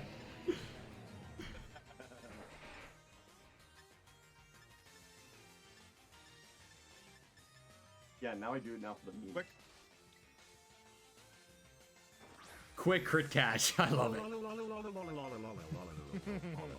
Quick catch for the win. Is it Mark? Shiny Trico. I was confused what that was, but then you had the voiceover thing, and I was like, oh, oh my god. Oh my god, that's a cool one. That's a cool one. All right, here's the next one. A little bit of DA action we got going on here. I also didn't actually watch these clips, so this is actually my first time seeing these clips, if I'm not mistaken. Oh, cool. Nice little surprise then. Yeah, nice little surprise on my part. But anyway, let's watch this one. Alrighty, indeedy. No. Barraskewda. No. Orbital. Oh! Orbital! Yes! Oh! Johnny another Bug. one. Oh, been waiting on this one for a while now. Such a nice shiny. Oh. Ew. Let's check the Faramosa. Oh. No! Double. No, no, no, no, no! A double. Yep. I couldn't believe it. I was thrown off too because the image that I had on the right, it was like showed blue and it like wasn't, but I was like, wait, hold up. I've actually had that happen to me before. Believe it, the first day I met my boy Shrix, he actually raided into me, and I found a shiny Trevenant and Kyurem in the same den. Wow. Oh, Kieran was another one that was a pain in the butt. That one took me 163. That was my longest on-screen DA hunt. Is it still your longest? Yes. Wow. Oh, Zygarde didn't. The only thing that came close to it was Solgaleo. Okay. That was another one that gave me problems. I've Yeah. had a lot of long DA hunts. Which we'll see in a moment. Yo!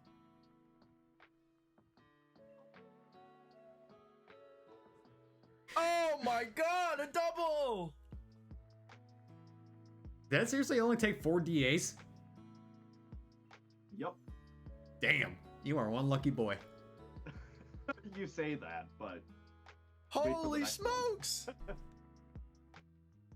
Hey, sometimes you get lucky and then sometimes you don't. I'm the clearest example of that. yes. Ah. I already read the clip, but good old Bacon Bird. Good old Bacon Bird. This one's in my channel trailer too. Actually, a little bit, I'll give a little bit of info for this. I have a channel trailer in the works. I just have to get a few more things going, and my guy will make us a channel trailer for the Poké Network. Right. I was waiting for one particular moment, which we will get to in a little bit. But anyway, let's watch this. Shiny Lantern. Not shiny Rabumbi. Not shiny and Yveltal 472.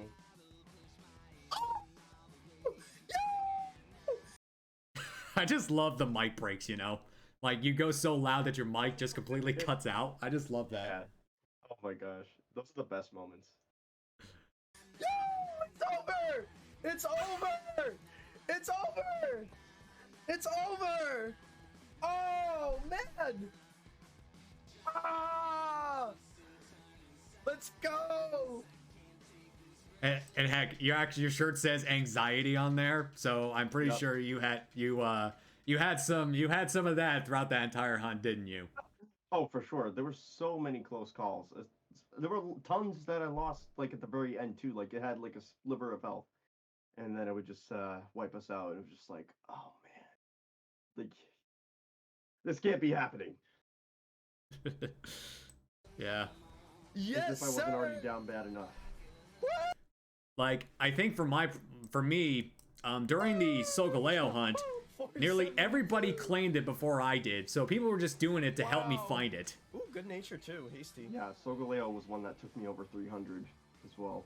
Oh, Let's go. Hey, hunting man. that off and on with my friend Pants. That's me. she had started that hunt, It's so not that's how I shiny got lantern. the den to begin with, and then I started to do it off stream because it just was taking me so long. I was originally just doing them with her, but yeah, started them on my own, and it felt like forever.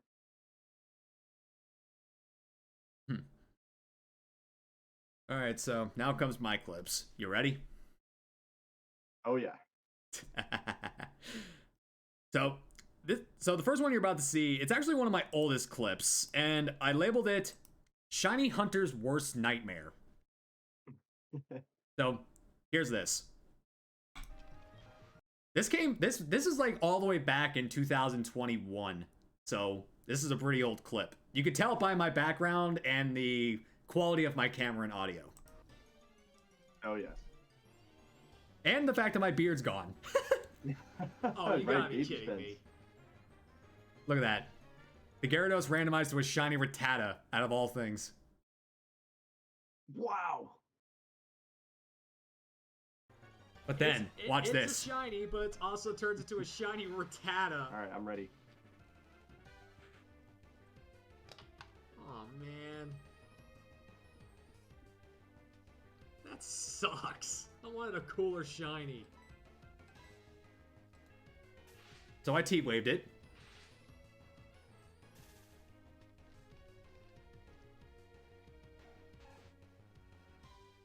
Oh, what the? Okay. Oh! It fucking roared me, dude. Wow. If this was a cooler, if this was a better shiny, I would have been genuinely more upset. But the fact that I got, I let my old self say it. I just got screwed out of a shiny. Jeez. Oh man, I didn't know it had roar. What the? Oh, it's heck? randomizer, so random moveset, right?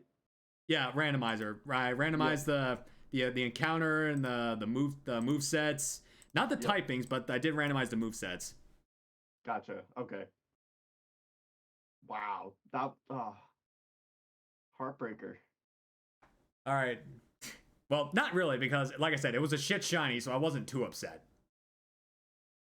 That's fair. Oh, even if I would have been upset. I mean, yes, I did say what the heck, but that was also back when I was trying to be PG. So if I wasn't, I was gonna Right. say, I would have said what the fuck. Right. Was that always But- going to be a shiny too? Like Yes, it's a guaranteed shiny no matter what. no matter okay, even in randomizer. Yes, even in randomizers, it's a guaranteed Okay. shiny. Gotcha. Okay, I didn't know Yeah, that. like any Pokemon any Pokemon in a Pokemon game that's guaranteed to be a shiny, even if it's in a randomizer, it'll always be shiny no matter what. So we can randomize it to a shiny legend. Okay. That would have been sick. But anyway, so this is actually a little to less important clip because this is actually what started my whole Top Goon aesthetic on my channel. Like fully embracing the essence of the moniker of the Top Goon. So here's what happened. So you can see my counter there. My counter's pretty low, right? My counter's low. Yep. Watch not this. bad.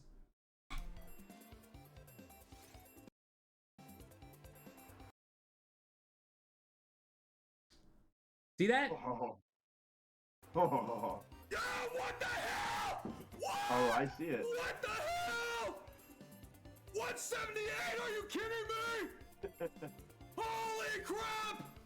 Holy crap! 178! Whoa! This is why I am the Top Goon! Beast on, baby! Look at that standoff.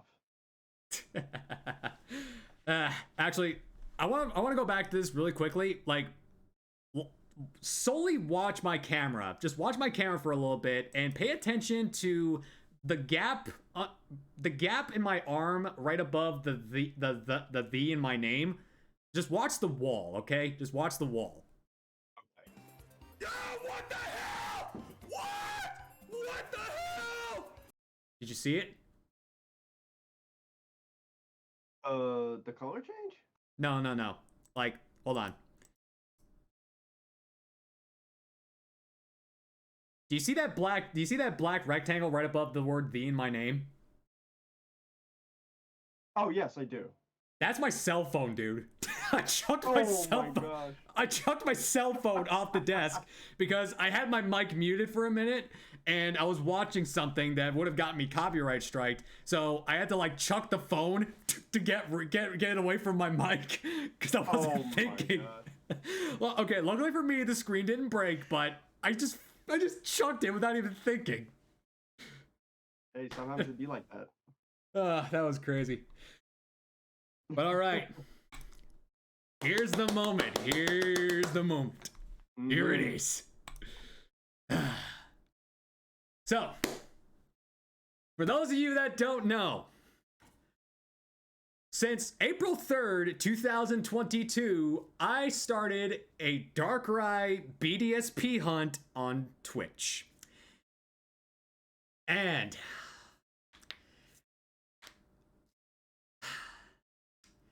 this was the one hunt that truly tested me as a shiny hunter.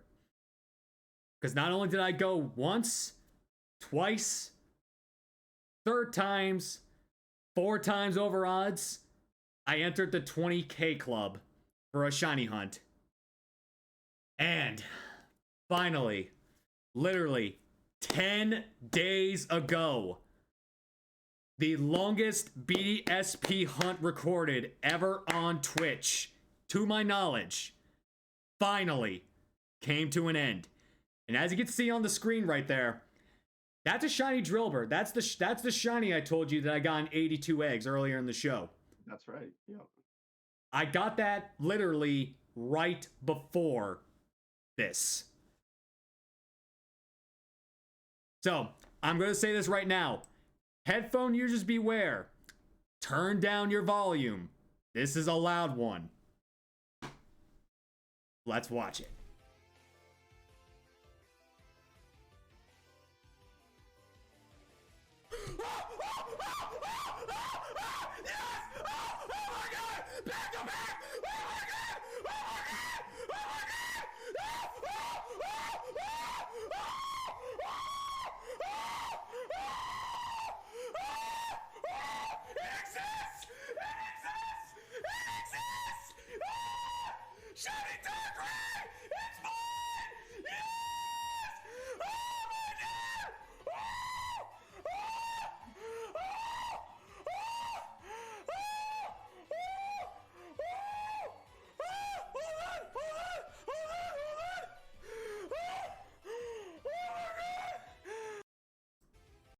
If you guys want to watch the full reaction / catch, go to my YouTube channel. But guys, I waited 2 years for this thing because I wanted this moment to be included in my channel trailer. After 2 years, it finally shined. The exact amount of time, 1 year, 9 months, 3 weeks, 1 day.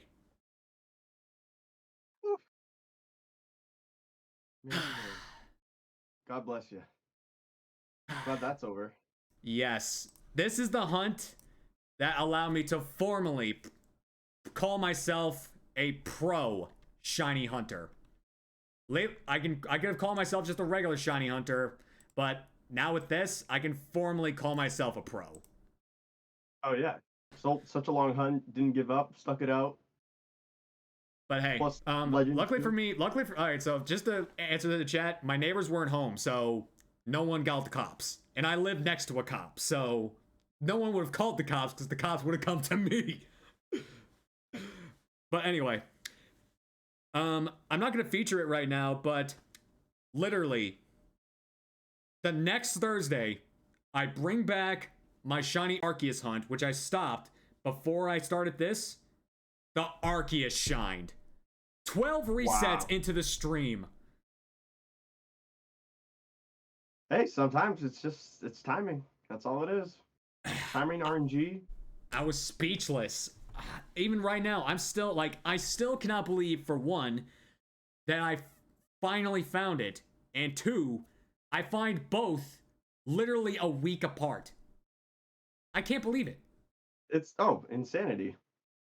It's pure insanity, man. I've never gotten so lucky in 1 week.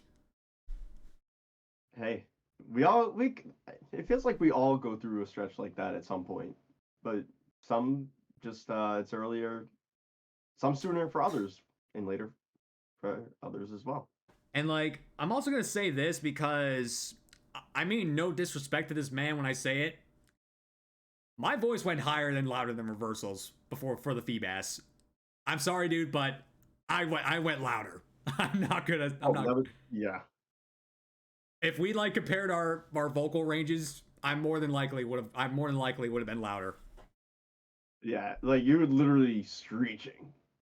Yeah, I was screeching like a banshee. I'm not ashamed about that by any means. I was screaming like a fucking banshee.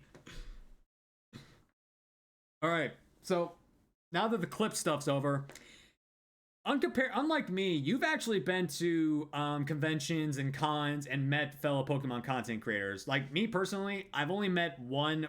Like I have met some of my mods and VIPs who do some Pokemon content, but the only like full-fledged Pokemon creator I've met IRL is Beefy the Miner. You've met a lot of them, so give me some stories behind those. Like some of the cool stories of the people you've met so far. Oh wow, where did I begin? I mean, it all started really with PAX East 2022. I think that was the first thing I went to. Yeah, 2022. Met a lot of friends for the first time. And it was just easy for me to go to because it's right in Boston, which is really close to me. So it was a perfect opportunity for me to just kind of get to see some of these people that I've, gotten to know over the past year. Um, it was really cool. Actually the first person I ran into was Adam A to Z Gaming. Um, and we had like gotten dinner that first night at PAX East.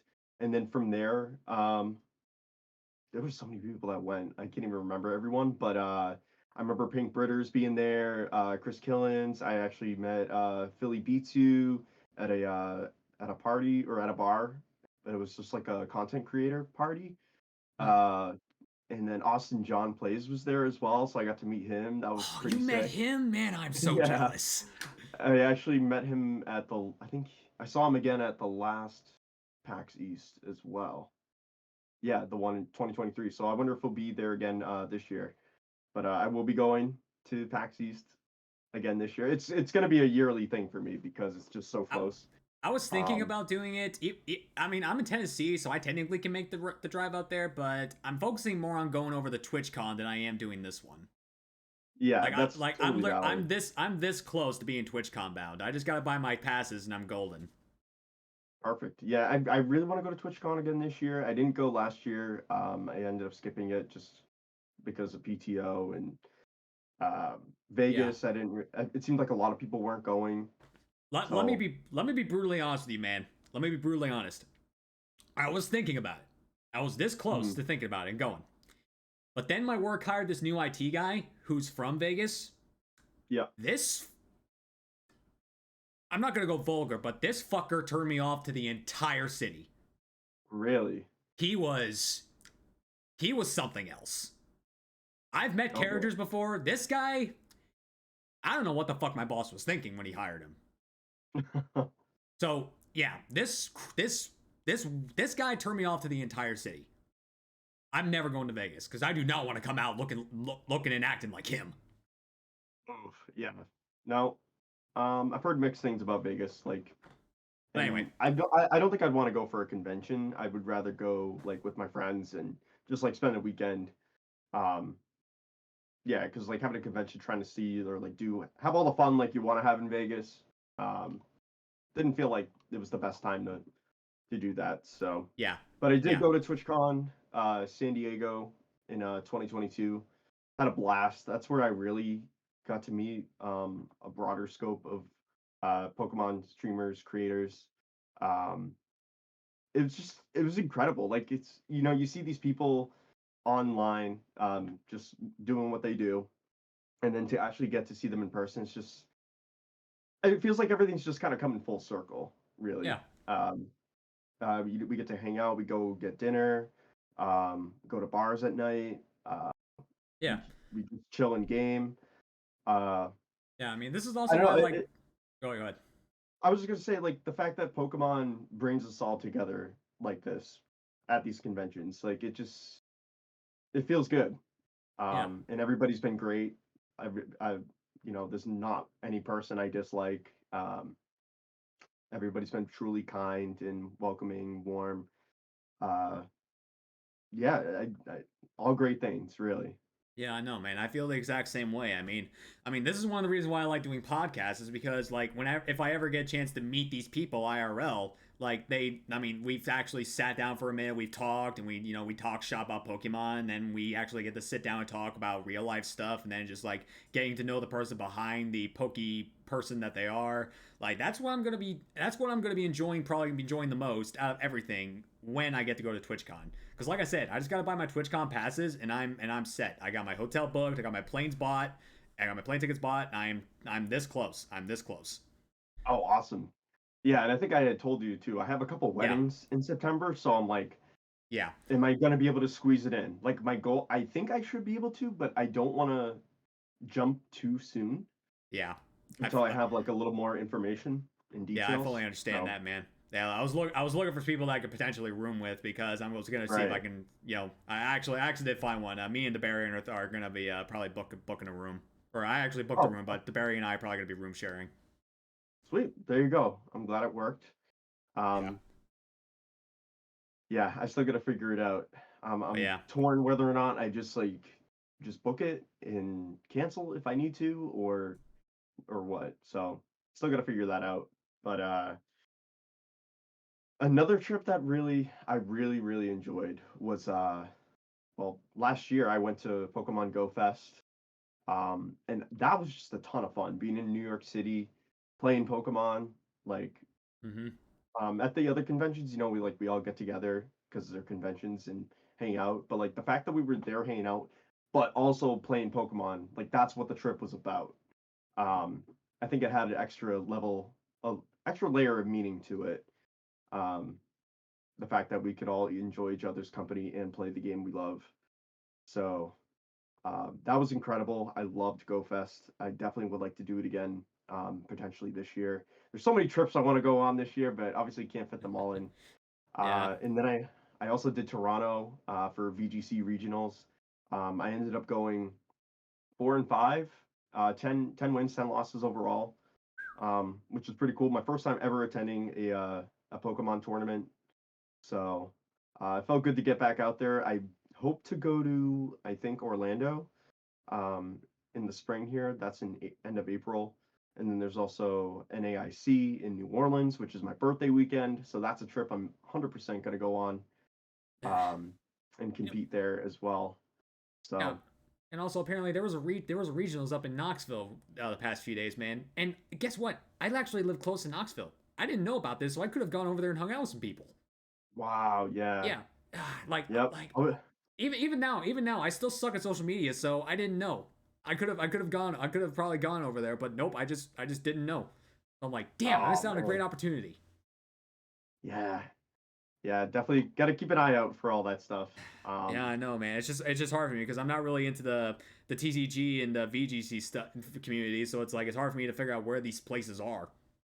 That makes sense too. Yeah, you can just go as a spectator as Yeah, well. Like just the yeah. atmosphere. Yeah, even as a Lots of spectator, people just do I would that. have gone even as a spectator because, like I said, man, ever since I joined the ever since I formally joined the Pokemon community as a creator, man, it's just been things have been so loving. I mean, people just like me from who I am, and like, I mean, you're one of the first people that messaged me after I revealed that pretty heinous thing about my past. So I'm like I didn't know what was gonna happen when I revealed that stuff, but Yeah, everyone was so understanding and also just so like loving and just really stuck their necks out for me and just really supported me. So I just like even for that solely, just thank you for not like judging me because of that. Just just of being cool course. with me Like for who I am as a guy, as the Pokemon guy that I am. yeah, exactly. I mean, like you never know what somebody's going through. Like that's again, I try to always be open-minded and be mindful of just people's situations. Um, because yeah, you don't know. You really don't. again, it's always best to be kind. Like it really is not hard to be kind to people. Yeah, it'd be cool to be kind. That was like one of the monikers we had in high school. Oh yeah. It's something we need to have as adults too, but sometimes we just forget about that because of the way the world is. Yeah, it's crazy.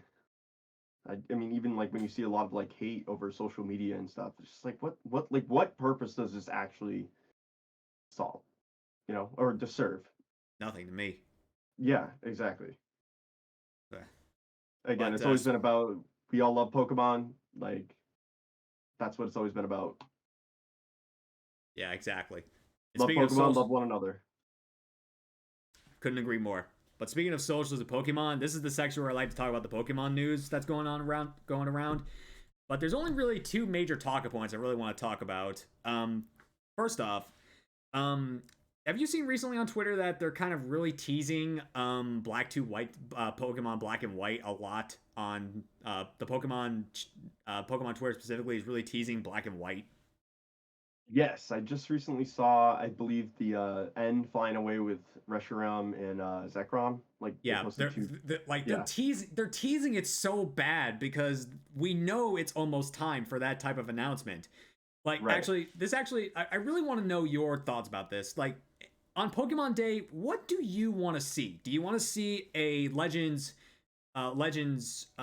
a Gen 2 Legends game or a Gen 5 Legends game, or do you want Gen 5 remakes? Which one would you prefer? Honestly, I would like a sequel almost to Black 2, White 2. Like just can keep it going. Um, I would I would be fine with remakes as well, but for a Legends game, I want to see Legends Johto. I've heard speculation about that going around too, and just being a Johto guy, that's what I would really, really want to see, I sh- especially because there's so much lore behind Johto as well. Yeah, I should have probably figured that would be your answer, but there is a lot of lore behind Gen 5 and I mean, after True. all, like we still after over 10 years don't know the original dragon. That's what I That's want. right. I want a Legends Mm, game where we finally get to see the complete Kyurem that's combined with both Reshiram and Zekrom. I want to see what the original dragon looks like. That's what I want. And in all honesty, I've said this before on stream, and I will say it again. If Ilka are the main producers, like they were like for Gen 5 remakes, like they were for BDSP, I will boycott playing these games. I will never buy them. I will never play them because look, I'm not saying BDSP is a bad game. Ilka just didn't do a good job. mhm. So if Ilka is going to be what they if Ilka's going to do what they did do to Black and White what they did to BDSP, I want nothing to do with the games because I have so much love and respect for Gen 5. I genuinely believe if they so much as touch the programming of that game, they are going to ruin it. Yeah, I hear you. BDSP definitely could have been better. Yeah. I mean, all they did was literally copy the same code and turn it into a chibi 3D game. Right. With just like a few like little things here and there, like the underground they upped, but aside from that, like not much. Yeah, not much at all. Not much at all. But the only other real thing we should talk about is, in all honesty, the whole freaking argument again that Pal World is the new Pokemon killer. Oh my gosh.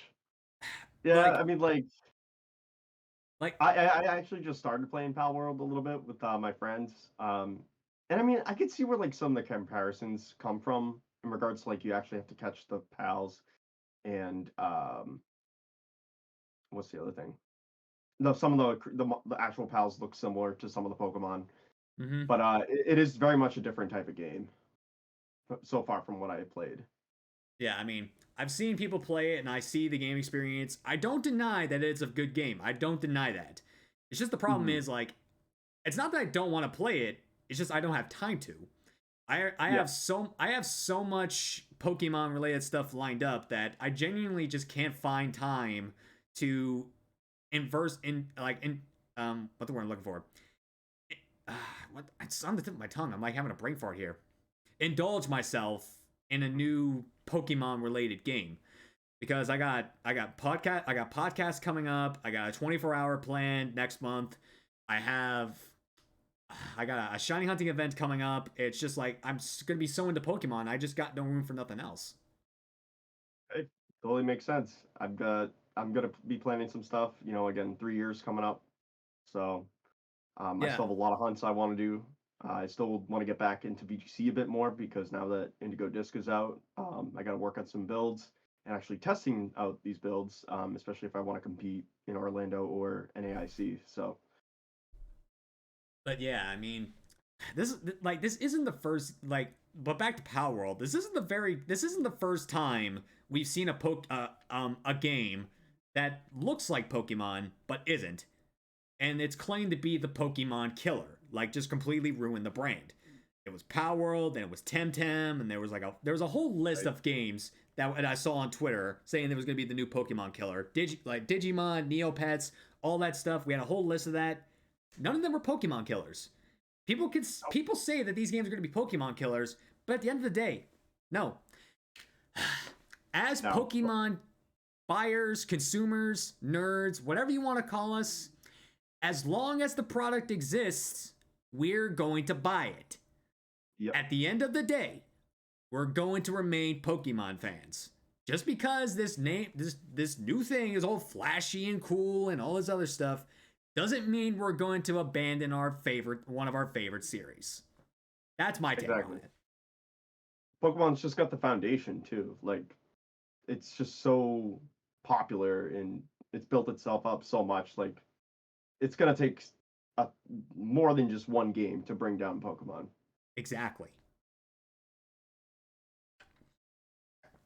Yeah, like I see the stats from Power World because thanks to Reversal, but still, that isn't enough. It isn't enough. It's amazing. I'm not going to deny it that, but it's not enough. No way. To give us a better game, that I can also agree on, Espiana. I can also agree on that. I got after what happened with Gen 9, I gotta say this: they desperately need to step it up for Gen 10. They need to step it up. They need to make sure the game has no bugs, no glitches, no nothing.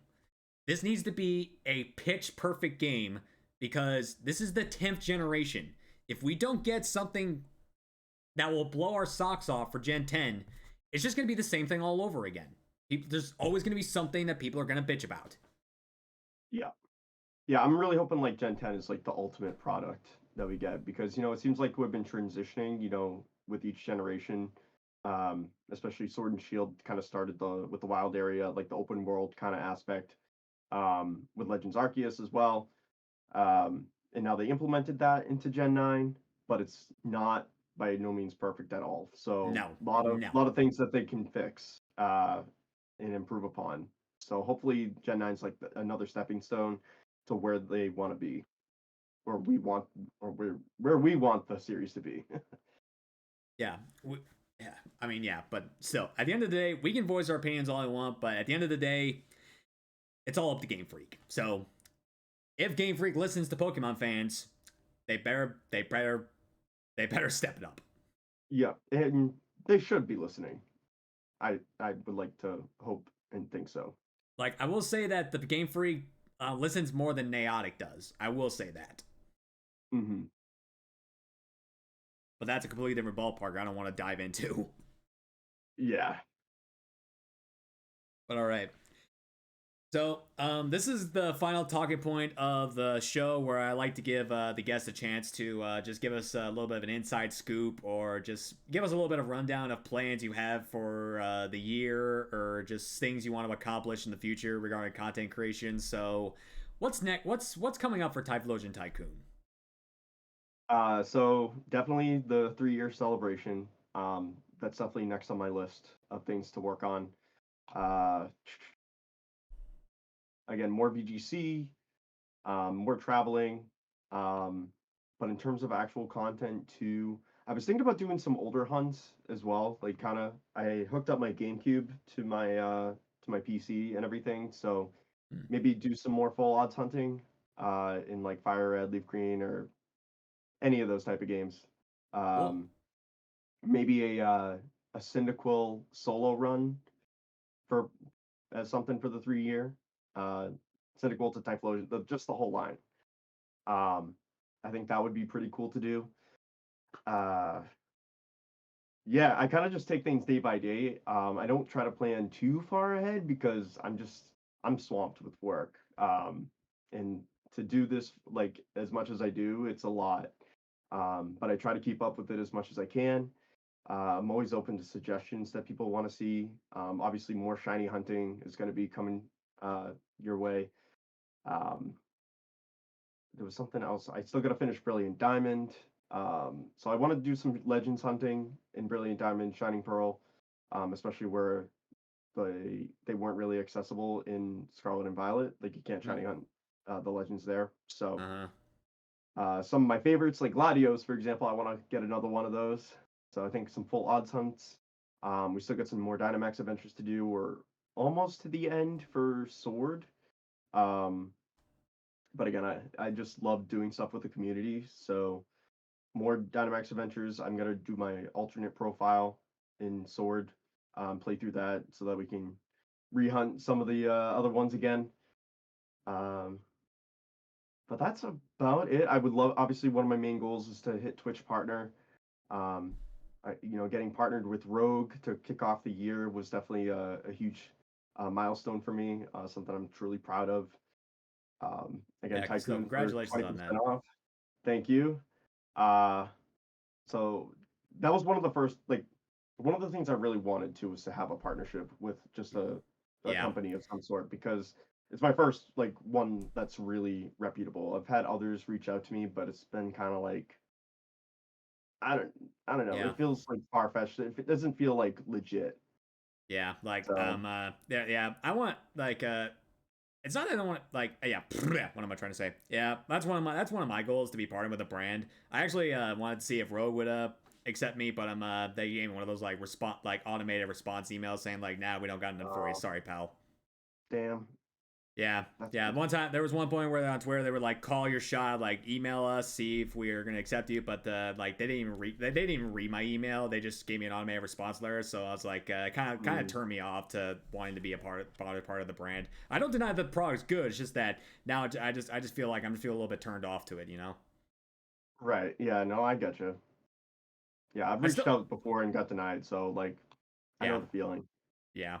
But I mean, maybe in the future, maybe in the future it'll change. I mean, maybe they'll see me for who I am. Maybe they'll see me as a person. They'll accept me. But at the moment, I mean, yeah, I'm not really. Hold on, before we go any further, we got a question. What is your favorite rock type Pokemon? Uh, ooh, for me, Yeah, for me, it's Tyranitar. No question. yeah, I want to say Tyranitar as well. No Yeah, doubt. it's cool. Yeah, it's a cool deal. Yeah. But yeah, maybe one day I'll be partnering with a brand. It probably won't happen for a little bit, but I'll be honored to have somebody reach out to me and say, "Hey, we like you. You're cool, and we'd like to offer you a partnership." So we'll see what happens one day. But anyway, back to what you were talking about. Uh, yeah. So I mean, it's still early in the year, so I'm still trying to work out what I want to actually do for this year. Um, but yeah, work obviously my first priority. Looking to get a raise hopefully pretty soon. Just got a bonus, Sweet. so things are going well in that department. Feels like I've kind of got my life together, especially where this time last year I didn't have a job. So I'm very grateful now I get to do all the traveling I get to do now. Um, and now I can focus on investing more into content creation and just figuring out the direction I want to go. Obviously, Pokemon. I still have some games on backlog that I want to play. I've still got Xenoblade Chronicles 1 through 3 that I haven't played yet. I'm trying to figure out where I'm gonna fit that in. I still got Fire Emblem Engage to finish. I've only got one chapter left to go, so that's gonna be finishing up soon. Again, I just want to find the right time to finish it because I know from my experience with Fire Emblem, the last chapters are always very long. Like I know I gotta dedicate like a 6 hour stream for it, probably.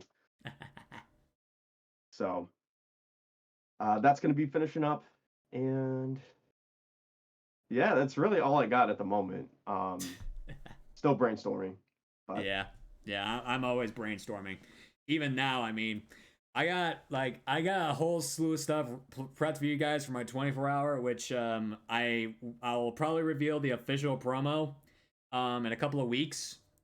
But set your calendars because my 24-hour 2K celebration kicks off on March 2nd at 10 a.m. Eastern Standard Time. So 24 hours of chaos, hosted by yours truly. Come on, come on. But in terms of also my future plans, I want to be doing a lot more collabs, not just podcasts. Right now, my friends Vera V, Farless, and Sonic Buckley and I are doing like these little collabs now and then. Like literally first week of the year, we all did a shiny race, which was like scratched off like one of my goals for the year, do a shiny race. So right out of the gate. Now we're gonna be there doing you go. something else. We're gonna be doing something else different very soon. I won't say what, but it is gonna be pretty fun. So stay tuned for that, guys. But I would also like to formally announce right now that I'm going to be pairing up with a fellow Team Yeller for my first ever Soul Link. Ooh, that's That'll be exciting. that'll be taking place probably second week of March. So guys, pay attention to that. My first Soul Link goes up, and I'm really excited for this one. Can you But give a hint as let's to the game or no? That's still uh I will say it's one of my favorite games, so I won't say which one though. okay. And I will say that it's going to be a randomizer, so yay. Add more I love spice. randomizers. I love randomizers so much, man. I've done them in almost every single like generation of games so far. I haven't done a Gen 8 one yet because I don't have I haven't downloaded a Switch emulator, nor do I know how to randomize a Switch game. So that's not in my field of expertise at the moment. Maybe someday. Maybe someday. But as for me, I want to be as more active on the socials as I can. I want to post more stuff to TikTok. I want to be a little bit more socially active on Twitter, and I just want to continue to be the same guy I've been being as. I just want to be a full blown nerd. I want to share my love of Pokemon, and like I said, once I buy my Twitch passes, I'm going to TwitchCon. I got everything set up. I'm almost ready to go. Um, but yeah, just continuing what I'm doing and just hopefully that everything just rockets off. I mean, if it rockets off, cool. If not, then I'm just gonna keep doing what I'm doing because I love Pokemon and it's ever endless. So there's more. There's a lot more to come from the top goon of the Poké Network that meets the eye. I mean, after all, like even after this season of the podcast ends, I have like a whole recruitment list of more nerds, probably like 30 more people that I have listed off that I want to invite and potentially interview. I have a lot more faces you guys are going to see on this show. You guys can guarantee that. Oh boy, looking forward to that. But Yeah. yeah, kind of when you mentioned too, like collaborations for sure. I didn't do many of those last year, so hey, maybe aside from just this podcast, we link up and do something for the future too. Yeah, we can talk. Oh yeah, I wouldn't mind racing you. absolutely. Probably have better luck than I will. Well, if it's a Masuda race, then you won't win. I know. That all bets are off there. Ugh.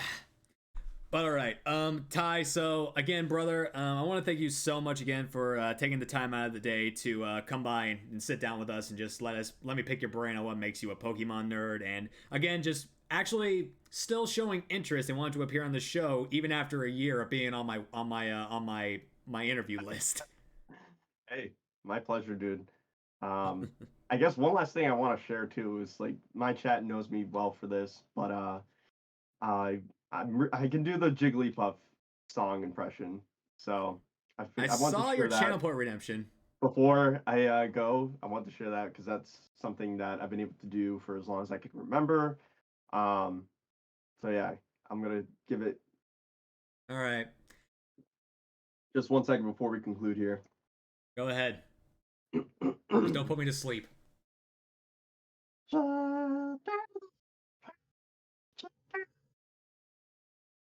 You're kind of cutting out, man.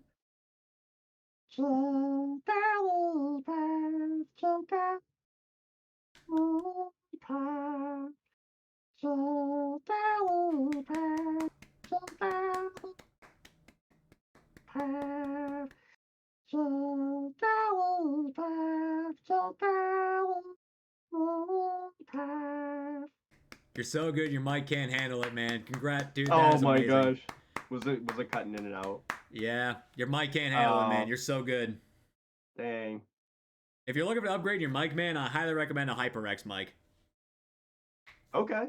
Good to Yeah. know. Yeah, I mean, I've had this mic now since I started streaming, so it's been 3 years. So maybe it's Yeah, get starting one of to these. go and...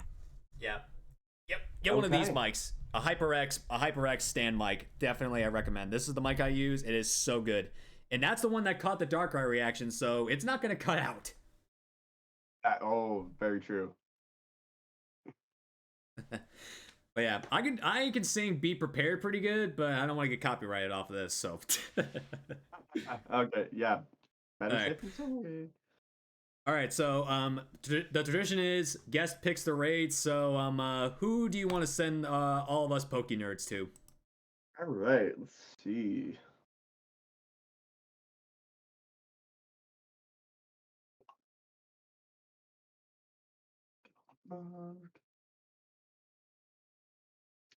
What about Shiny Right Gaming? Hey, quite fitting. What? He actually got a raid back in season 2 with Shine. Oh, no way. Yeah, But yeah, guess way. I noticed he hasn't been like streaming as much. So Yeah. the fact that he's on, I think good time to show him some love. Yep, I can fully agree on that. Let me just get him loaded up here really quick.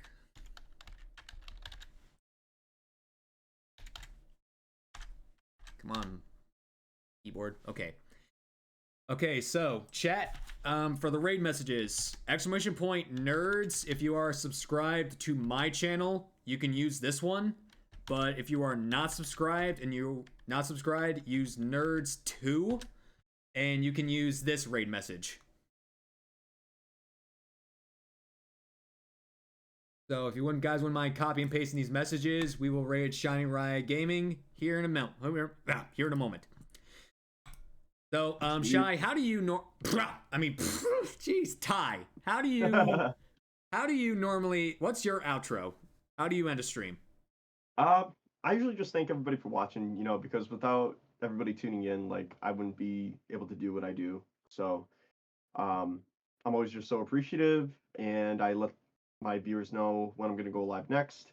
And then, most importantly, I always end by saying, find your flame, keep it ablaze, find what you're passionate about, and keep it going, see it through. Great outro. I like to say thank you for tuning into the stream today, and as always, stay safe, stay strong, stay tuned for more Pokemon exclusive content, and as always, this has been the Top Goon, your man Spence. Beast out. I'll see you in the raid. Y'all have a great night, you nerds. Then I cover the hand with my mic, or I cover my hand, I cover the camera in my hand. But ever since season 2, I like to end the show in honor of the True Turbo. Stay safe, stay rockin', stay true to yourself. I will see you guys next Sunday for another edition of the podcast. But until then, guys, thank you for tuning in to pokeNERDS Inc. We will see you again. Until then, again, stay safe. Bye, y'all. Bye, everyone. Thank you for having me.